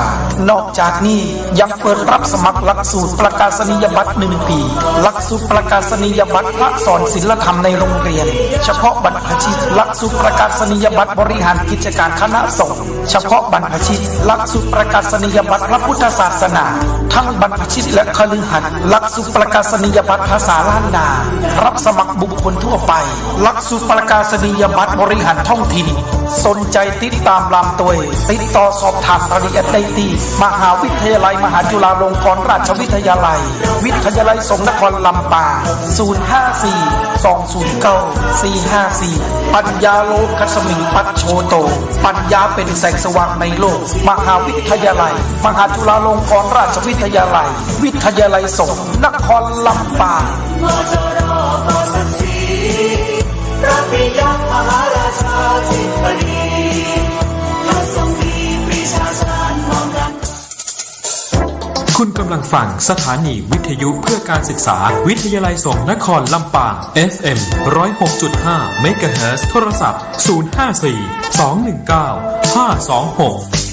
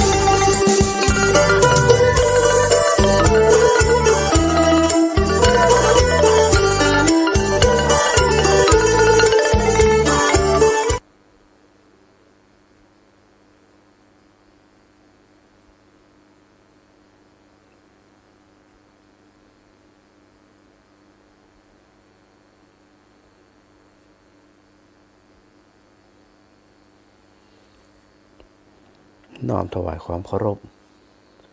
พระมหาเถรานุเถระทุกรูปเจริญพรกับศรัทธาญาติโยมทุกท่านนะวันนี้ได้พบกับพระอาจารย์ด็อกเตอร์พระมหาบวรวิทย์รัตนโชโตจากวิทยาลัยสงฆ์นครลำปางศรัทธาวันนี้วันที่3 ตุลาคมนะจะได้รู้ว่าวันนี้เป็นรายการสดแต่คืนพระอาจารย์ไปงานฟังสวดพระพิธรรมที่วัดบุญยวาทวิหารนะก็ทุกๆวันจันทร์นะสถานนะทุกๆวันจันทร์ที่มีพิธีบำเพ็ญกุศลศพพระเดชพระคุณหลวงปู่พระราชธรรมลังกาทุกวันจันทร์เวลาทุ่มกึ่งเป็นต้นไปโดยปกติพระอาจารย์ก็จะไปทุกครั้งทุกคืนที่มีพิธีบำเพ็ญกุศลศพของพระเดชพระคุณหลวงปู่พระราชธรรมลังการเนาะแต่ว่าก็เป็นวันจันทร์ก็เลยไม่ได้ออกรายการสดเหตุกรรมนะดีเจแอมก็ได้นำเทปออกก็หันศรัทธาบางท่านบอกว่าบางช่วงก็เป็นเสียงเพลงบางช่วงก็เป็นเสียงของพระอาจารย์ติดดับขาดหายก็ถือว่าเป็นเรื่องปกตินะสถานนะอาจจะไปกึดอย่างนักทางเจ้าหน้าที่ก็พยายามเต็มที่ละส่วนพระอาจารย์ก็ปรับเต็มที่เหมือนกันที่เฮาทั้งหลายได้อู้กันมาโดยตลอดมันก็ว่าชีวิตของคนเฮาต้องปรับไปตามความเป็นจริงนะมีชีวิตที่ยืดหยุ่นได้แล้วก็สามารถรับได้ทุกสภาพบ่ว่ามันจะเกิดอะไรยังเป็นอะไรยังฝนตกกาแล้งกาหนาวกานะถ้าเฮาเป็นคนที่หวั่นไหวง่ายๆเนี่ยมันก็บ่มีความสุขนะสถานะเพราะว่าทุกสิ่งทุกอย่างมีการเปลี่ยนแปลงโดยตลอดอยู่แล้วบ่มีอย่างสักอย่างที่จะคงทนถาวรใดดังนั้นเวลาเฮาอยู่ในสภาพการใดๆเนี่ยถ้าหากว่าเฮาเข้าใจแล้วก็ปรับความเป็นอยู่ของเฮาเนี่ยแล้วอยู่อย่างมีความสุขนี่นะเขาก็จะบ่มีปัญหาเดือดเนื้อร้อนใจอะไรหยังถ้าบัจจะอ่านแล้วเนี่ยมันเหมือนกับเฮาฝืนความเป็นจริงมันต้องจะอ่านมันต้องที่อีนะมันต้องพระอาจารย์ต้องออกรายการสดทุกวัน หรือพระอาจารย์เอาเทปออกทุกวันก็ได้สมมุติเป็นเอียงก็แต่พระอาจารย์ก็เข้าใจแล้วว่าบรรดาศรัทธาทั้งหลายที่ฟังรายการของพระอาจารย์มาโดยตลอดเนาะ2 ทุ่มถึง 4 ทุ่มดีได้รับฟังรายการของพระอาจารย์มาโดยตลอดในวันนี้มีศรัทธาจากนากวมเหนือนะศรัทธาจากนากวมเหนือได้ไปทำบุญที่วิเลยสงฆ์นครลำปางนะศรัทธานะก็ได้นำหลายสิ่งหลายอย่างเหมือนกันนะได้นำน้ำนะนำข้าวสารนะตึงน้ำตึงข้าวสารตึงอาหารหลายสิ่งหลายอย่างนำไปถวายกับพระภิกษุสงฆ์โดยเฉพาะพระนิสิตเนาะ มีแม่เนี่ยเตียกือเนาะมีแม่เตียกือเนาะก็พระนิจกุลแล้วก็ โยมอนงก็พระนิจกุลพร้อมด้วยลูกหลานอันนี้เพิ่นก็ได้ไปร่วมทำบุญที่วิเลยสงฆ์นครลำปางวันนี้นะก็ต้องขออนุโมทนาโดยแล้วก็นอกจากนั้นก็ยังมีนางสาวนฤมลห่านจิตสุวรรณนะแล้วก็พร้อมด้วยลูกหลานตานเต้า หลายคนวันนี้ไปกี่คนนะ3-4 คนกะไปรวมทำบุญที่วิทยาลัยสงฆ์นครลำปางโดยน้ำตึงของแห้งนะแล้วก็ภัตตาหารไปถวายโดยไปสมทบกับครัวบุญวัดพระเจ้าอุทุมพรนะมีข้าวสารหลายกระสอบนะข้าวสารเป็นแพ็คนี่นะ หลายแพ็คแล้วก็มีน้ำมันพืชเป็นอย่างเพื่อที่จะไปสมทบเนาะในช่วงนี้ก็ใครสะดวกที่ใดก็สามารถที่จะนำไปได้นะสถานนะเอาสะดวกเอาพร้อมนะแล้วก็ช่วงนี้เป็นช่วงของการปิดเทอมนะปิดเทอมตึงพระสงฆ์องค์เน้นตึงละเด็กละอ่อนเนี่ยช่วงนี้ปิดเทอมกันอยู่นะฮะใน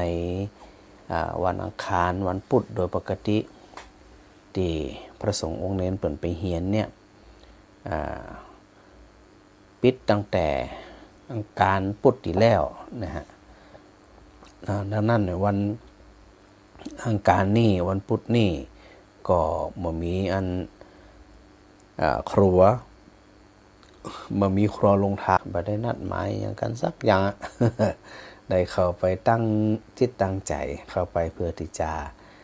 ได้ร่วมทำบุญเป็นกำลังกับพระพุทธศาสนาโดยเฉพาะในเรื่องของการศึกษานะอันนี้ได้ประกาศโมทนาบุญกับศรัทธาญาติโยมทั้งหลายเนาะเฮาถือโอกาสสิเอียนะได้ร่วมสนทนาธรรมกันนะศรัทธานะศรัทธามีอันหยังที่จะถามไทยมีอันหยังที่จะร่วมสนทนาธรรมกันก็สามารถที่จะร่วมสนทนาได้บ่ว่าประเด็นใดเรื่องใดอย่างต่างๆที่เฮาทั้งหลายพอจะหารือกันอูจากันในเรื่องของเรื่องราวของพระพุทธศาสนาก็ได้ในเรื่องของการประพฤติปฏิบัติธรรมก็ได้เนาะเพราะว่าเฮาทั้งหลายก็ถือโอกาสได้ศึกษาค้นคว้ามีโอกาสได้ได้จากันมันนะสถานะเพราะว่าบางสิ่งบางอย่างหรือว่าหลายสิ่งหลายอย่างเนี่ยเขาก็บอกค่อยจะ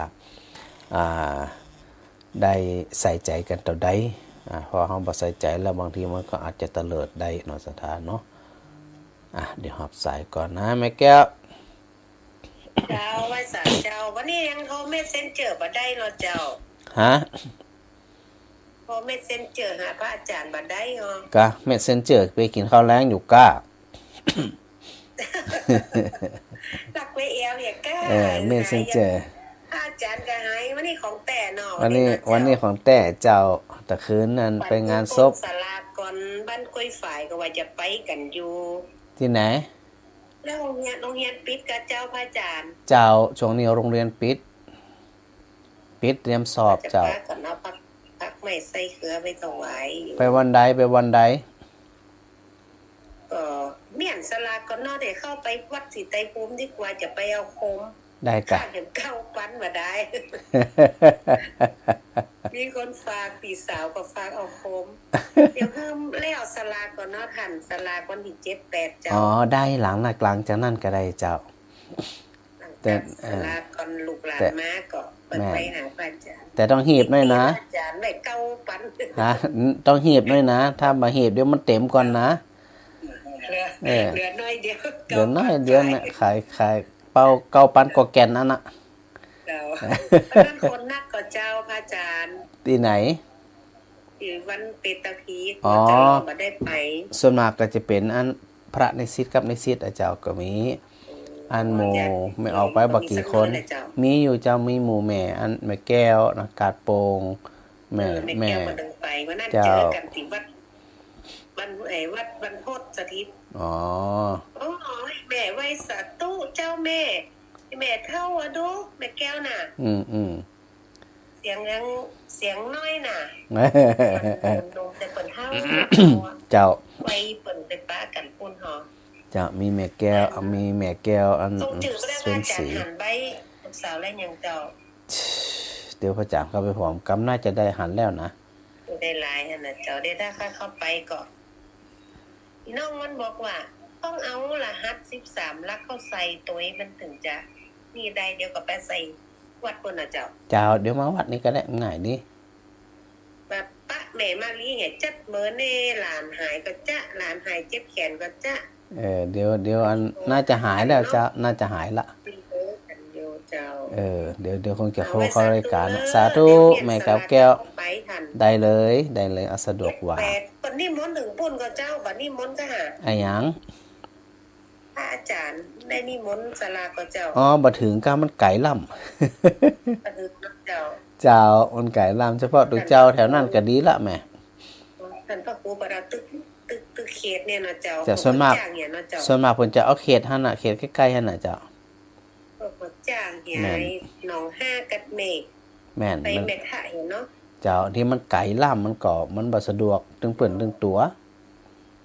แต่แรกสิไตโฮมเปิ้นก็เอาวัดตาลกับสถาไปจาดนักนึกว่าเปิ้นจะเติงบ่เติงเนาะเจ้ามันไก่กันอยู่แม่ก็เป็นอย่างเนาะสาธุนะสาธุเจ้าสาธุแม่ไรนาบัว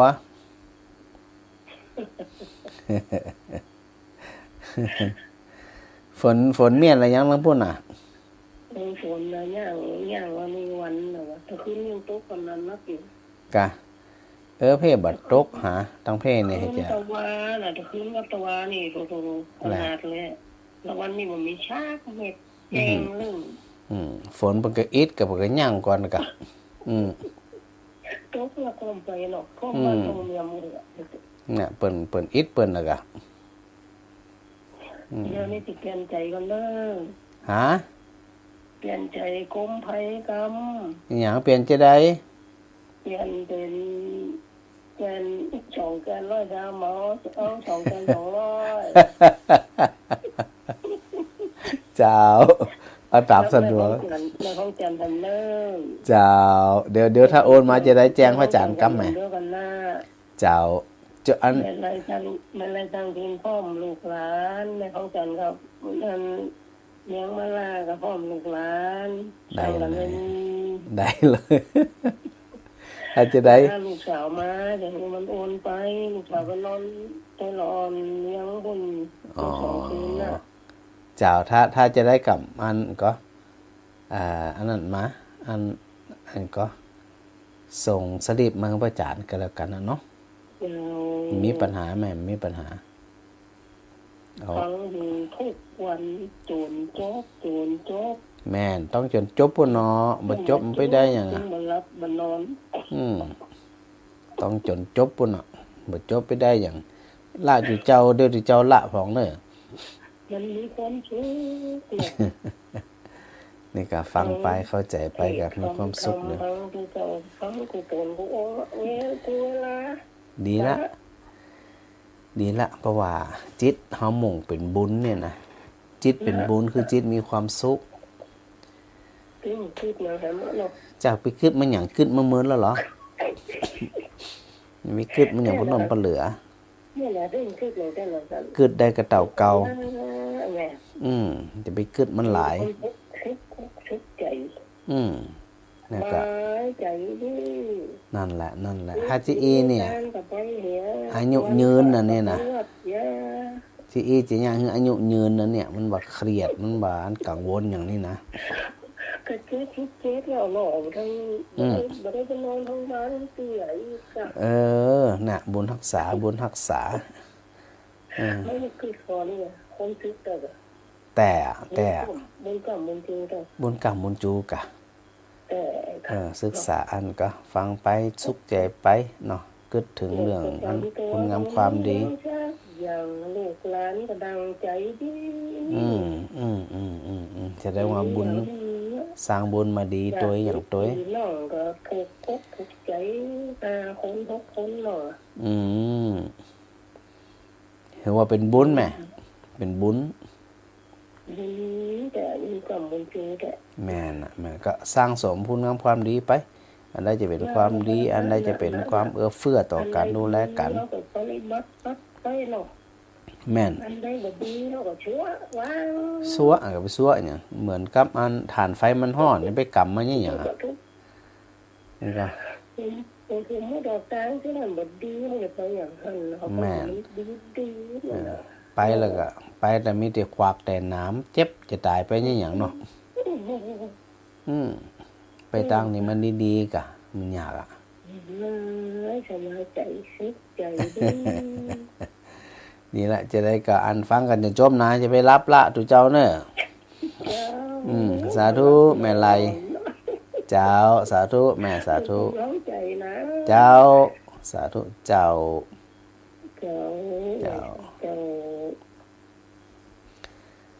จะไปอันก็กังวลอย่างปลมปเหลือแม่มาไล่แม่มาไล่ปากไข่ไต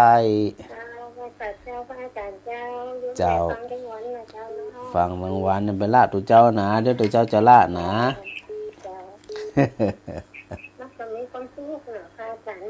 เจ้าก็มันอยู่คนเดียวอย่างนี้เขานั่งนึกถึงว่าทุกวันนี้เขาก็นับไปทุกวันนี่เนาะแม่นเขากับฟังธรรมะน่ะมีความสุขดีนะนั่งคิดคนเดียวเหมือนกันคือซุปแบบนี้มันบ่ได้แบกบ่ได้หามันบ่ได้เดินตางมันแบบไปไหนเพราะมันสามารถสร้างขึ้นด้วยใจของตัวเองได้อ่ะนั่นน่ะเกี่ยวกับนั่งเงียบๆเดินนั่งคิดไว้ถ้ามีพระอาจารย์ที่เปิดมาอบรมสั่งสอนอย่างนี้ไม่ได้ไปงานจะได้เหงาอ่ะเนาะแม่เนาะเพราะมันหู้ตังไปเนาะมันหู้อ่ะจะเนี่ยจะได้จะกึดจะได้นะแม่เนาะมันมีคนสู้ทางใจแต่หน้ากับเจ้าสักคนนี่โยมแมวแม่โยมพอกายใหม่ๆเนี่ยโยมแม่ก็เป็นมีคนสู้นะคิดอย่างทั้งสามอย่างคิดถึงโยมออกกับประมาณไปยิงใหญ่ได้เดี๋ยวนี้เนาะเดี๋ยวนี้ตั้งแต่ได้ฟังพระอาจารย์ของสุโตนเนี่ยรู้สึกว่าสบายใจเอาย่ำเลยนี่แสดงว่าเอามาปฏิบัติในชีวิตประจำวันแต่เนี่ยบอกกลัวล่ะจะอยู่คนเดียวจะอยู่หลายคนกับบัตุกลำเดียวนี่นะจะได้ก็ได้อยู่คนเดียวนี่เงียบสบายเนี่ยพระอาจารย์มันหมุนไว้เนี่ยก็ใส่มันดึงแต่นะได้ต่างเขามันเรื่องไผเรื่องมันชีวิตไผชีวิตมันการไปวัดกันเขาก็ไปเนี่ยเจ้าไก่ก็ไปวัดอ่ะเดินไปวัดไก่ว่ะไก่เหมือนกันนะอาจารย์จะยมแม่อยู่ร้อยอนามัยไปหน่อยปากไก่นะเจ้าคืออนามัยบ้านปากไก่นี่นะเจ้าอยู่ซอย4ยมแม่ก็เดินไปจังวันนี้อันพวกน้องๆเปิดใครเพิ่งขี่มอเตอร์ไซค์ลำเดียวนี่นะเจ้าเป็นห่วงเดินเนี่ยปลอดภัยที่สุดคนเท่านี่นะวันนั้นก็ซูนฝนไป12 เพลงนั่นนะ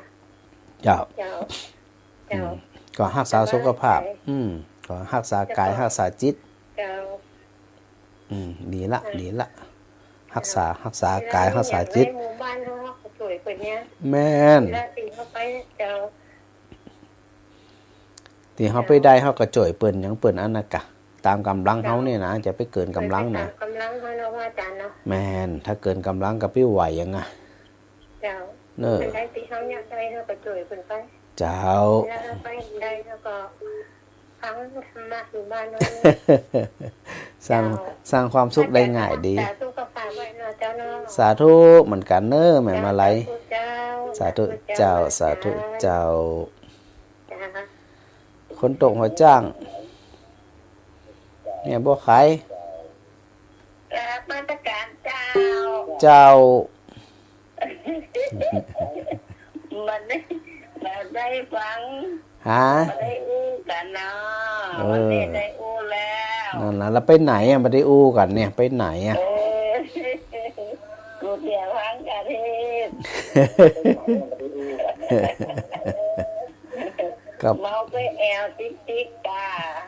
ก็ธรรมดาอันเดียวเปลี่ยนใจก็แม่นั่นเลยแม่หยังรอไฟนะอ๋อเขา60 บาทเอา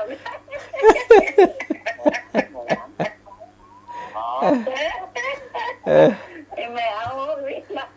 แม่อันแม่ขาย60 บาทพระอาจารย์กำเจวาหยัง พระอาจารย์จะว่าหยังจะจำบ่ได้จำไว้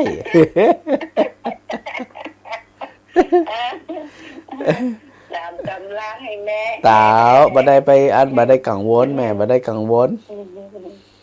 ตามสบายเลยเนอะ เดียวจะว่าแล้วโอ้ถ้ามาเมาหัวจะปันรถอย่างไปเนี่ย โอ้หิมะอย่างไก่ไปไก่ เมาหัวให้แม่ บ่ต้องไปไหนอยู่บ้านน่ะสุขภาพบ่ดีนี่อยู่บ้านน่ะฟังธรรมปฏิบัติธรรมอยู่บ้านเนอะ เดี๋ยวถ้ามีหมู่ไปก็จะไป ถ้าเอารถใหญ่มาก็ได้กะ จ้า เจ้าสาธุ ใจแล้ว สาธุเจ้า สาธุสาธุ สาธุแม่บ่ไขผู้เฒ่าผู้แก่มันก็ต้องฮู้จักรักษาตัวเก่าตัวเนาะว่าเฮาเหมือนหนุ่มเหมือนแน่นนี่เหมือนหนุ่มเหมือนสาวจะไปไหนก็ไปได้เดินก็เร็วของแถวว่องไวพออายุหนักขึ้นมันก็ไปหันแต่ละคนแต่ละท่านนี่นะสถานะมันอย่างที่พระพุทธเจ้าทรงตรัสไว้อยู่เสมอนั่นนะว่าโดยที่สุดแล้วเนี่ยถูกความชราเขาบีบคั้นเนาะจากเดินเหินไว้หล่นไว้ยังไว้นะอันนี้หล่นบันไดละพอหล่นบันไดยังปอดเลยนะเดินยังจ้าบางคนเนี่ยเดินสืบเท้าเอาซึกแซกเปิดห้องว่าถูกชราเขาบีบคั้นเขาครอบงำซึ่งทุกคนนะฮะถ้าบัดตายแห่งก่อนเนี่ยความชราเขาครอบงำแต่ว่าเมื่อความชราเขาครอบงำเนี่ยหลายคนบ่ได้กังวลโดยก็สังเกตนะหลายคนหลายท่านเปิดก็ฮู้ตัวเปิดเนาะว่าอายุหนักแล้วนะจะอันจะอีนะเลย60เลย70เลย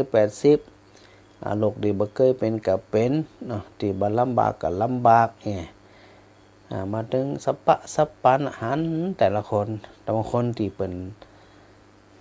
ทำใจได้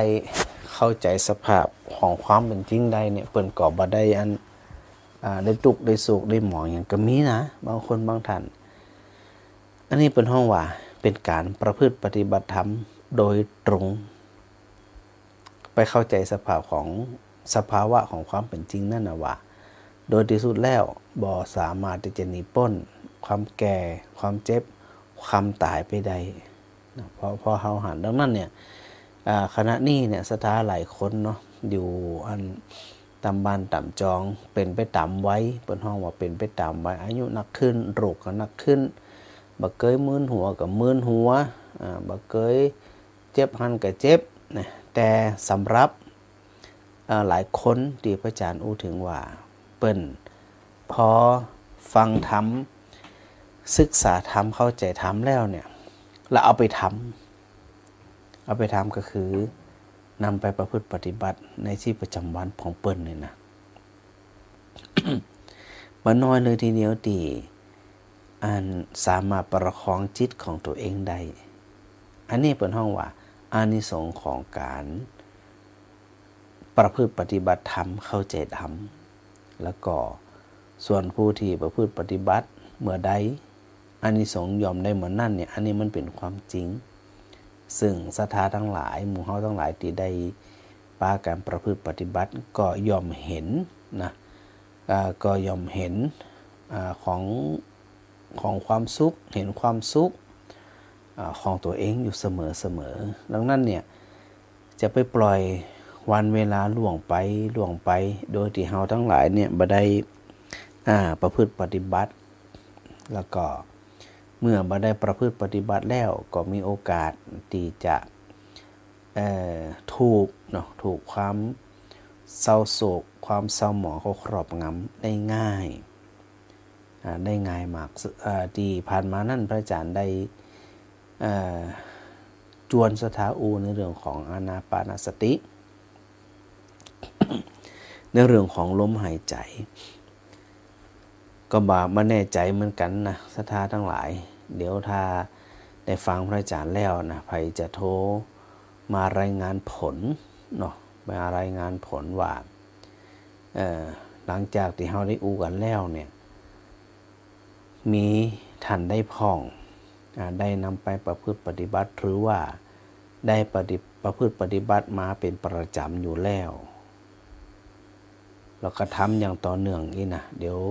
แต่ละคนแต่ละท่านก็จะต้องรายงานผลโดยสถานนะไปอยู่บ้านอยู่เงียบๆสถานที่เงียบๆนั่นนะก็จะรู้ตัวเองว่าเขาเนี่ยมีความสุขสงบแค่ไหนเมื่อเขาทั้งหลายได้ไปกำหนดลมหายใจเข้าก็หู้หายใจออกก็หู้นี่นะโดยปกติเนี่ยถ้าเขาบ่มีสติมันคงบ่มีอาตาปีความภาคเพียรพยายามอย่างจริงจังเนี่ยมันก็จะหลุดจากการที่เข้าไปใส่ใจลมหายใจอยู่ได้มันมีวิธีหลายอย่างนะสถานะมีวิธีหลายอย่างเช่นหายใจเข้าทางจมูกเนี่ยนะหายใจเข้าลึกๆแล้วสังเกตชัดหายใจเข้ายาวๆแล้วก็หายใจออกค่อยๆผ่อนออกมาทางปากนี่ในปนหวานนะเวลาหายใจเข้าเนี่ยมันเป็นอากาศออกซิเจนเวลาหายใจออกเนี่ยมันเป็นคาร์บอนไดออกไซด์เรียกว่าตอนนี้เขาสูดลมหายใจเข้าไปนั่นเป็นออกซิเจนเป็นอากาศดี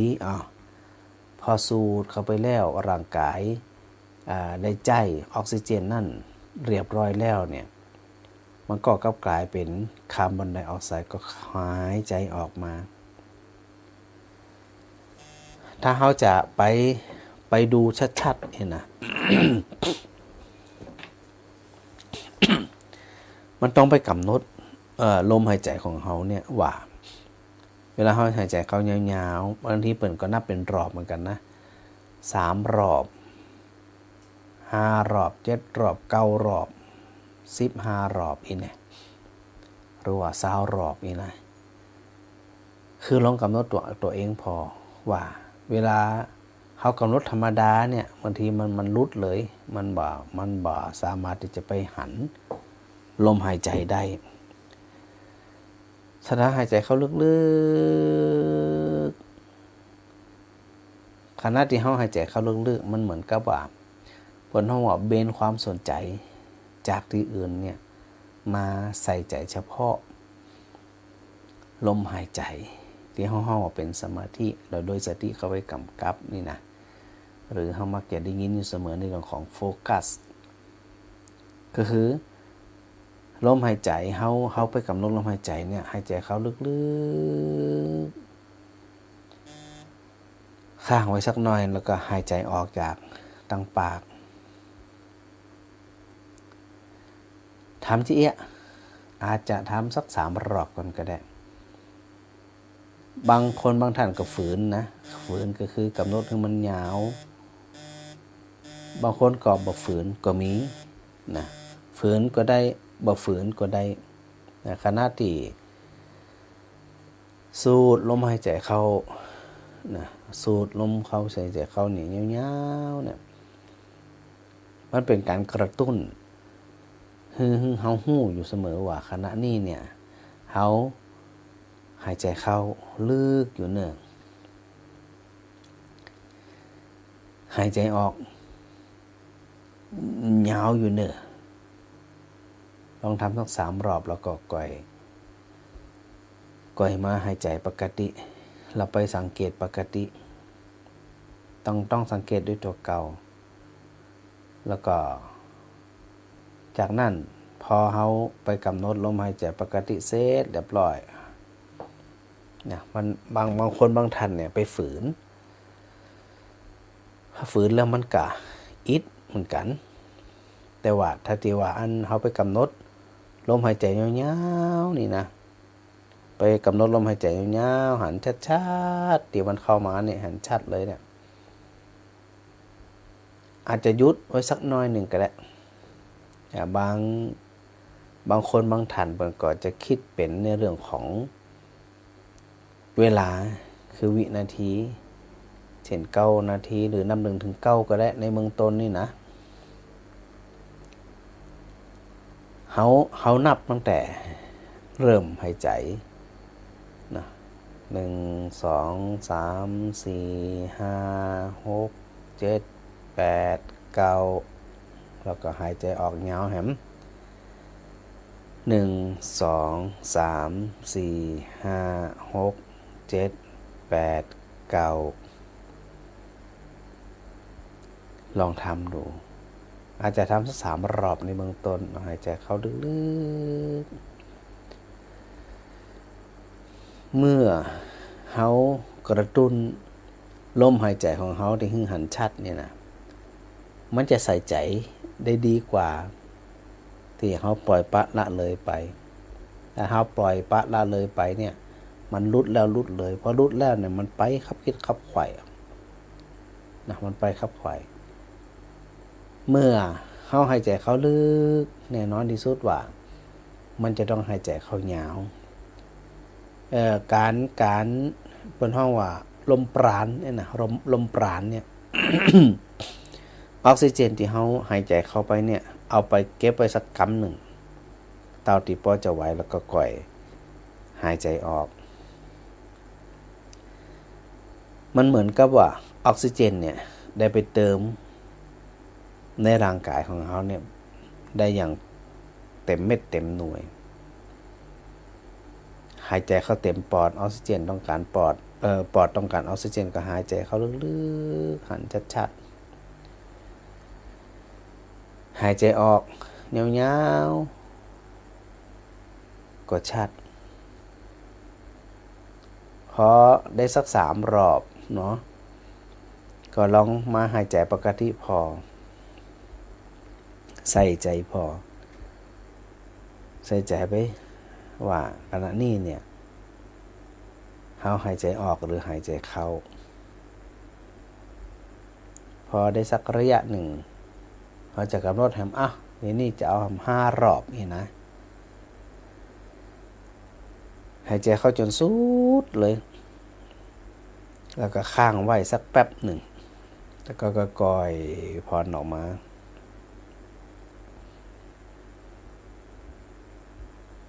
ถ้าเขาบ่อยากจะนับก็ได้โดยสังเกตความเหมาะสมลมหายใจของตัวเกาว่าขณะนี้เนี่ยมันหายใจเข้าเต็มปอดหรือไม่แค่เขาหายใจออกซิเจนเข้าแบบลึกๆนี่นะเมินระยะหนึ่งเนี่ยปอดได้รับออกซิเจนร่างกายได้รับออกซิเจนความเครียดความวิตกกังวลมันจะเบาลงเลยขี้โคตรขี้โมโหเนี่ยมันจะเบาลงเพราะ1ออกซิเจนเข้าไปเติมพลัง2ตัวสติของเขาเนี่ยไปสังเกตกำกับอยู่ที่ลมหายใจเข้าลึก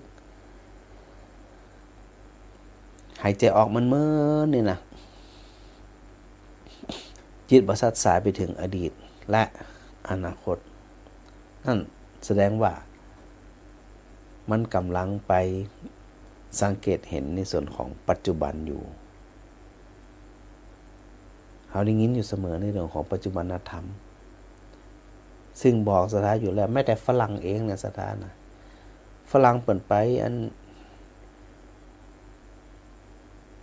ทำกระบวนการเชิงวิทยาศาสตร์พิสูจน์ได้ซึ่งเอาเครื่องเทคโนโลยีต่างๆพอที่จะยะได้ในปัจจุบันเนี่ยเป็นกับไปวัดเซลล์สมองเอาไปวัดความรู้สึกไปวัดเซลล์ของกล้ามเนื้อระหว่างคนที่มีสมาธิคนที่มีสติกับคนแบบมีสมาธิหรือคนแบบมีสติเนี่ยผลออกมาไม่จะต่างกันเลย ซึ่งฝรั่งอย่างที่ว่าเป็นทำแต้เนาะสถานเนาะเป็นทำแต้พอทำแต้น่ะมันจึงเห็นผลออกมาเป็นงานวิจัย อย่างอันเซลล์สมองก็สมองของแต่ละคนนั่นเนี่ยเรื่องราวต่างๆที่ทับถมเข้าไปหนักขึ้นเนี่ยที่พระพุทธเจ้าตรัสว่าเป็นเรื่องของการเสพคุ้นมันเป็นเรื่องของการคุ้นชินเอาเรื่องที่มันเนี่ยนักอกนักใจตุกอกตุกใจเนี่ยสะสมมันเข้าสุดท้ายกันระเบิด คือความคิดมันระเบิดแต่ถ้าหากว่าเขาไม่ใส่ใจอยู่มันอันนี้ถ้าเขาสังเกตตัวเนี่ยนะสถาก็จะหูว่าจากอดีตที่เขาเคยโคตรมันเหมือนงอนมันเหมือนนั่นเขาไปหาความเป็นจริงว่ามันไร้สาระนี่นะถือไปกับมันเป็นความนักหน่วงที่พระอาจารย์ได้บอกตะกี้ว่าเมื่อฐานมันมีไฟคนฉลาดที่ไหนเขาจะไปกำฐานที่มันไฟแดงฉานเมี้ยกำด้วยมือเปล่านี่นะมีคนที่บ่ฮู้ย่อมกำนะกำฐานเพลิงฐานไฟที่มันแดงฉานเนี่ยเขาจะไปคิดว่าโอ้ยมันเงาแตะเงาว่าไฟมันฮ้อนนี่มันฮู้ตัวกะนี่กำยำซัวเนี่ยนะเขาจะว่ามันยำซัวเนี่ยเขาจะไปลืมเนาะสถานว่าอันคำว่าซัวบ่ซัวนั่นน่ะมันอยู่กับความเข้าใจบ่เข้าใจฮู้สึกขณะนั้นว่ามันเย็นมันฮ้อนมันตุกหรือมันสุกเขาก็ยอมจะไปต่อว่าคนที่อันกำฐานไฟที่ฮ้อนๆอยู่นะว่าบ่ฉลาดเห็นเลยบ่ลวกเห็นเลย บางทีตัวเขาทั้งหลายเนี่ยก็บ่ต่างกับคนเหล่านั้นเหมือนกันนะเขาชอบกำทั้งๆนี่มันฮ้อนหัวมันบ่ดีเขาก็ยังเอามาเก็บอยู่ในใจกำไว้อยู่ในใจตีเขาอันถูกเบียดเบียนถึงวันเนี่ยน่าแสดงว่าเขาก็บ่ต่างกับคนที่กำลังกำฐานไฟที่มันลุกโชนอยู่สถานหลายคนเนี่ยฟังธรรมะมาพระอาจารย์อยากจะหมู่เขาทั้งหลายได้นำไปปฏิบัติโดยตรงที่ว่าขณะนี้เนี่ยเขายังกำฐานไฟอยู่หรือไม่กำแน่นก็บ่แน่นคิดจะปล่อยก็ว่าบ่คิดปล่อยไปแล้วหรือยังบ่ได้ปล่อยความคิดหลายๆอย่างความรู้สึกที่มันบอกอารมณ์ที่เข้ามากระทบนั่นโดยปกติมันจะมีลักษณะเหมือนฐานไฟมันเข้ามาเลยฐานไฟก็คือลักษณะของฐานไฟก็คือสุมสวงเนี่ยคือมีความห้อนทุรนทุรายอยู่ในใจชอบกับทุรนทุรายจังกับทุรนทุรายยึดถือกับทุรนทุรายอยากได้กับทุรนทุราย ในคราวที่มันจากไปก็ทุรนทุรายเหมือนกันถามว่าเฮาตั้งหลายเนี่ยเป็นลักษณะนี้หรือไม่เขาจะไปคิดนะว่าไปตำหนิติเตียนคนติกำฐานเพลิงว่าเป็นคนบ่ลวกถ้าเป็นเฮานี่ซัวแล้วล่ะ เขาต้องมาสำรวจตัวเองอยู่เสมอว่าเฮาซัวแต่กับบัดแต่เฮาซัวหรือยังนี่สถาอันยังกระจ่างติยังเฮาอันเครียดเศร้าหมองกังวลโดยธรรมชาติเนี่ยเป็นเรื่องที่ประหลาดเป็นว่าอันจิตที่เป็นสมาธินั่นจะสร้างเซลล์ความสุขขึ้นโดยอัตโนมัติจิตที่เป็นสมาธินี่นะแค่กำหนดลมหายใจในเบื้องต้นเนี่ยอย่างที่เฮาได้อู้กันในเมืองแรกนั่นนะว่าการเจริญสตินั่นได้ทั้งสมถกรรมฐานและวิปัสสนากรรมฐานได้ทั้งจิตสงบได้ทั้งสมาธิได้ทั้งฌานสมาบัติ นอกจากนั้นยังไม่พอได้ยังบ่พอยังได้ไปถึงในเรื่องของวิปัสสนากรรมฐาน คือพิจารณาเห็นความบ่เที่ยงของทุกสิ่งทุกอย่างคนจะไปเห็นความบ่เที่ยงเท่านั้นเปิ่นถึงจะมันก็สัวฐานไฟแล้วก็จะบักคำมันมาแหมเพราะไปหู้ไปเข้าใจหันความเป็นจริงชัดอันนั้นว่าเนี่ยเพราะเปิ่นเป็นที่อีรู้เปิ่นถึงบ่ทุกข์บ่โศกแล้วก็ฝรั่งเปิ่นไปทำการวิจัยแห่งว่าจิตที่เป็นสมาธิเนี่ยนะมันจะมีลักษณะความเป็นกลางมาเอ็นเอียงนะมันก็เปิ่นไปประพฤติปฏิบัติไปติงแต้น่ะสถาเป็น10,000 ชั่วโมงนะทำกันนั่นนะแล้วจิตของผู้ประพฤติปฏิบัตินั่งสัมปนิบ่อยๆมีความมั่นคงบ่อยๆมีสติบ่อยๆเนี่ยจิตจะบ่หวั่นไหวเนี่ยซึ่งเขาที่อู้กันอยู่เสมอในความว่าจิตบ่หวั่นไหวเปิ้นก็มีเครื่องเนาะมีเครื่องอันไปวัดคลื่นสมองตัว อากัปกิริยาของผู้ที่ถูกวิจัยตัวว่าคนนั่นเนี่ยพอได้ยินเสียงบางเสียงขึ้นมาจะได้โดยปกติเปิดเวลาเปิ้นจะแบ่งเป็น2 กลุ่ม 2 กลุ่มคือกลุ่มที่ทำสมาธิเกิน10,000 ชั่วโมงขึ้นไปเป็นผู้เชี่ยวชาญนะฮะแล้วก็กลุ่มที่บ่เคยปฏิบัตินั่นในเครื่องที่เขาไปวัดเนี่ยจะหันชัดว่าเวลามีเสียงได้ยินเสียงเต่าเดียวกันเนี่ยคนที่มีจิตสงบฝึกสมาธิบ่อยๆจะนิ่งบ่สะดุ้งบ่ผวา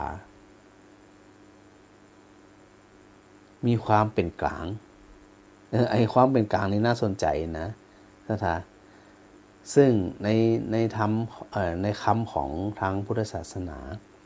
เพิ่นแจ้งคำว่าอุเบกขา อุเบกขาก็คือความวางเฉยมันเฉยจนบ่เอ็นไปชอบบ่เอ็นไปเกลียดบ่เอ็นไปจังทำหน้าที่เป็นลักษณะที่ว่าเป็นผู้สังเกตเฉยแต่ถ้าสำหรับคนที่บ่ได้ประพฤติปฏิบัติบ่เคยฝึกเนี่ยจะหวาดหวั่นไหวง่ายสะดุ้งผวาง่ายวิตกกังวลง่ายเพราะอันดับแรกก็คือจิตบ่มั่นคงพอบ่แน่นิ่งพอบ่มีสมาธิพอกวัดแกว่งหวาดหวั่นไหวง่ายแต่ถ้าสำหรับคนที่ตั้งใจประพฤติปฏิบัติที่เปิ่นทำมาโดยตลอดแบ่งเวลาถ้าจะไปบอกว่าเฮามีเวลาเนี่ยบ่น่าใจนึงแต่ว่า24 ชั่วโมงเนี่ย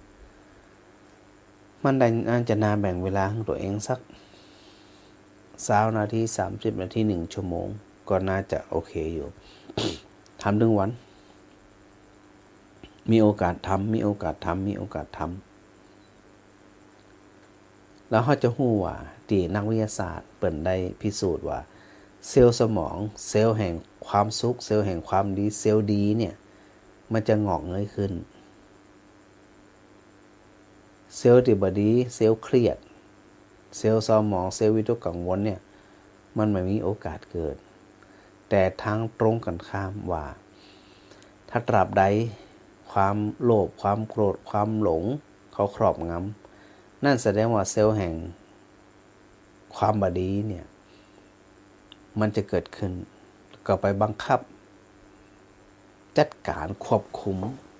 เซลล์ที่มันดีๆเนี่ยบ่ให้เกิดขึ้นได้นั่นแสดงว่ามันมีหนักกว่าไปศึกษาที่ฝรั่งเปิ่นได้ทำเนาะในเรื่องของจิตของโพธิได้ฝึกสมาธิแล้วก็ที่พระอาจารย์อู้ตะกี้ว่ามีความเป็นกลางกว่าที่จะวางจิตเป็นกลางได้เนี่ยเหมือนกับสถาพออันยังกระจังเดตีมันมีการเปรียบเทียบกันเฮามักจะใส่อารมณ์เข้าไปเหมือนตัวเฮาก็เหมือนกันว่า เวลามีเรื่องราวอะไรอย่างต่างๆเนี่ยเปิ่นถึงไปมองเห็นความจริงว่ามันเกิดและมันดับทันทีฝึกขนาดนั้นนะแต่ว่าฝรั่งเนี่ยเปิ่นยังบ่ได้อันหมายถึงบางกลุ่มนะฮะยังบ่ได้เข้าไปถึงในส่วนของวิปัสสนาที่ว่าก็คือไปเห็นความจริงซึ่งก็บ่แน่นะที่เฮาว่าเปิ้นมาหันเนี่ยเพราะเปิ้นหันโดยวิทยาศาสตร์พิสูจน์ได้ว่าโดยที่สุดแล้วเมื่อจิตมันประสานต่อนั่นแสดงว่าจิตไปเห็นความเป็นอนิจจังทุกขังอนัตตาได้ชัดจึงทิ้งได้ง่ายกว่าเร็วกว่าเพราะมันไปหันว่าเช่นโทสะหรือความโกรธเนี่ยพอมันวิ่งปื้ดขึ้นมาเปิ่นทำการพิสูจน์นี่นะอันจุหึงเกลียดจุหึงจังจุหึงโคตร แล้วก็เครื่องนี่ก็จับเลย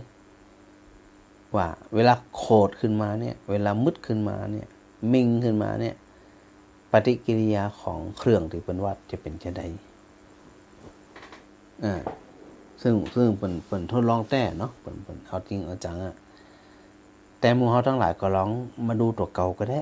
เฮามีเครื่องวัดแต่อาศัยตัวเฮาจิตเฮาสติเฮาไปวัดเองก็ได้นะจึงบ่จำเป็นที่จะต้องไปหาเครื่องราคาแพงๆมาวัดตัวเก่าอยู่เสมอว่าเมื่อมีเรื่องราวชอบบ่ชอบดึงของคนอื่นดึงของตัวที่ว่าเนี้ยว่ามันวางอุเบกขาวางเฉยเป็นกลางนิ่งๆบ่วัดวันสิ่งที่บ่ดีเฮาบ่ชอบมันกลับมาครอบมาหาเฮาได้ครอบครองมันสิ่งที่เฮาคิดว่ามันดีเฮาชอบมันก็พรากจากเฮาไปนะเมื่อเป็นลักษณะแบบนี้เนี่ยเปิ้นมีการเปรียบเทียบระหว่างคนฝึกสมาธิกับคนบ่ได้ฝึก นะคนฝึกสมาธิแล้วก็ไปสู่ที่ห้องว่าวิปัสสนาเนี่ยมันไปหาความจริงปรากฏนะว่าอายังกระจ่างจิตก็คือแม่ความโกรธที่เฮากำลังถึงกันเนี่ยความโกรธที่มันเกิดขึ้นเนี่ยแล้วมันดับไปไหนมันหายไปไหนมันอยู่ต่อคอเพิ่นพิสูจน์ขนาดนั้นนะอารมณ์ที่เข้ามากระทบนี่ก็รูปเสียงกลิ่นรสสัมผัสธรรมอารมณ์ที่มากระทบตาหูจมูกลิ้นกายใจเนี่ยพอมากระทบแล้วมันหวั่นไหวหรือไม่เกิดจากการฝึกสมาธิฝึกสติที่เฮากำลังในเรื่องของการกำหนดลมหายใจอยู่เนี่ยจิตสงบจิตเบาพล่านเป็นบุญละจะได้ห้องว่าบุญเพราะบุญคือความสุขแต่โดยธรรมชาติคนที่เปิดตั้งใจฝึกสมาธิบ่อยๆไปหาความจริงบ่อยๆยกคนสู่วิปัสสนาเนี่ยนะหันแจ้งหันจริงเฮานี่ถูกหลอกมาเหมือนเฮาถูกว่ามาเหมือน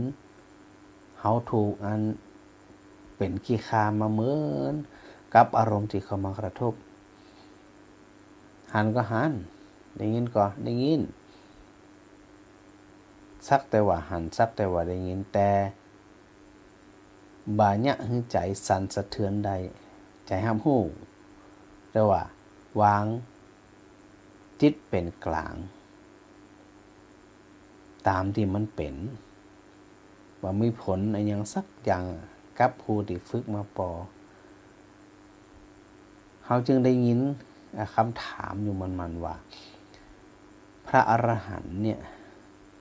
เปิ่นเจ็บปวดผ่องกอเช่นไปย่ำหนามไปย่ำหนามเขาก็ต้องดูว่าพระอรหันต์สองประเภทโดยลักษณ์นี่นะโดยกว้างๆนี่มีสองประเภทก็คือในเรื่องของผู้ที่หลุดพ้นโดยเจโตวิมุตติมีฌานสมาบัติมีจิตสมาธิฝึกสมถกรรมฐานมาชัดเจน แล้วก็ปัญญาวิมุตติหลุดพ้นด้วยความเข้าใจด้วยสติปัญญาสองตัวเนี้ยตัวแรกเข้าสู่ติจิตสงบได้อูกันมาอยู่บ่อยๆว่าอิทธารมณ์อนิธารมณ์ที่เกิดขึ้นใดนั่นเนี่ยมันอยู่ที่สัญญาตัวอยู่ที่สังขารตัวสัญญาก็คือตัวจำได้เรื่องอะไรยังเป็นเรื่องอะไรยังมันได้หัวมันจะลืมสัญญาขึ้นมามันแล้วก็ปรุงแต่งมันไปสู่สังขารปรุงแต่งไปเรื่อยถ้ามันเป็นจะอันแสดงว่ามันต้องเป็นจะอันสิ่งเขาบริหูไงว่ามันสามารถหันเหได้เปลี่ยนแปลงได้ติเกยถามสถาอยู่เสมอนั่นนะว่าใครทำกรรมใดไว้ยอมได้รับกรรมตีตัวเองกระทำนั่นจริงหรือไม่แม่นก็บ่แม่นซึ่งโดยทั่วไปก็จะมีคำตอบเหมือนกันหมดว่าแม่นใครทำกรรมอันใดไว้ย่อมได้รับผลของกรรมนั่นอย่างแน่นอนสมัครเขาจะตอบเสียนะใครทำกรรมใดไว้ผู้นั้นย่อมได้รับผลแห่งกรรมนั้นแต่เขาจะไปลืมว่าเวลาพระองค์ทรงแสดงเนี่ยทรงแสดงตลอดสายไม่ได้แสดงเฉพาะช่วงใดช่วงหนึ่งไอ้ช่วงใดช่วงหนึ่งที่ปฏิบัติไปเข้าใจไปครั้งหนึ่งช่วงหนึ่งไปสู่ความเป็นความต่อเนื่องนั่นเนี่ยมันจะบ่เปิดโอกาสอะไรอย่างทำแล้วอิทธารมณ์อารมณ์ที่เขาชอบอนิธารมณ์อารมณ์ที่เขาเกลียดเขากระตุกอยู่สองอย่างเนี่ยแต่ถ้าสำหรับเขามีสมาธิมันคงแน่นิ่งแน่นอนมันจะตุกจะซุกจะได้กับส่งผลเพราะว่ามันบัญญัติให้จิตมีความทุกข์ใดทุกขโทมนัสสองคำเนี่ยทุกขคือความทุกข์ทางกายโทมนัสคือทุกข์ทางใจ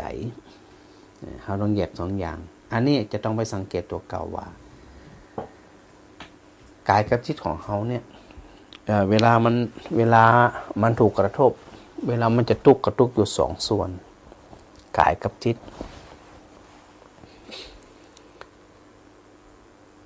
เขาไปหย่ำอันหย่ำเล็กมีคนวางไว้หัวจะเจตนาหัววางไว้คือเขาไปหย่ำตีนเขาไปหย่ำใส่เลือดแดงฉานเมื่อไปหย่ำเส้นเล็กในหมู่เฮาทั้งหลายเนี่ยกายเจ็บก่อเจ็บใจเจ็บก่อเจ็บเพอเจ็บกว่ากายตีเลือดออกเทวดาลำคาญบอกว่าไอ้หมู่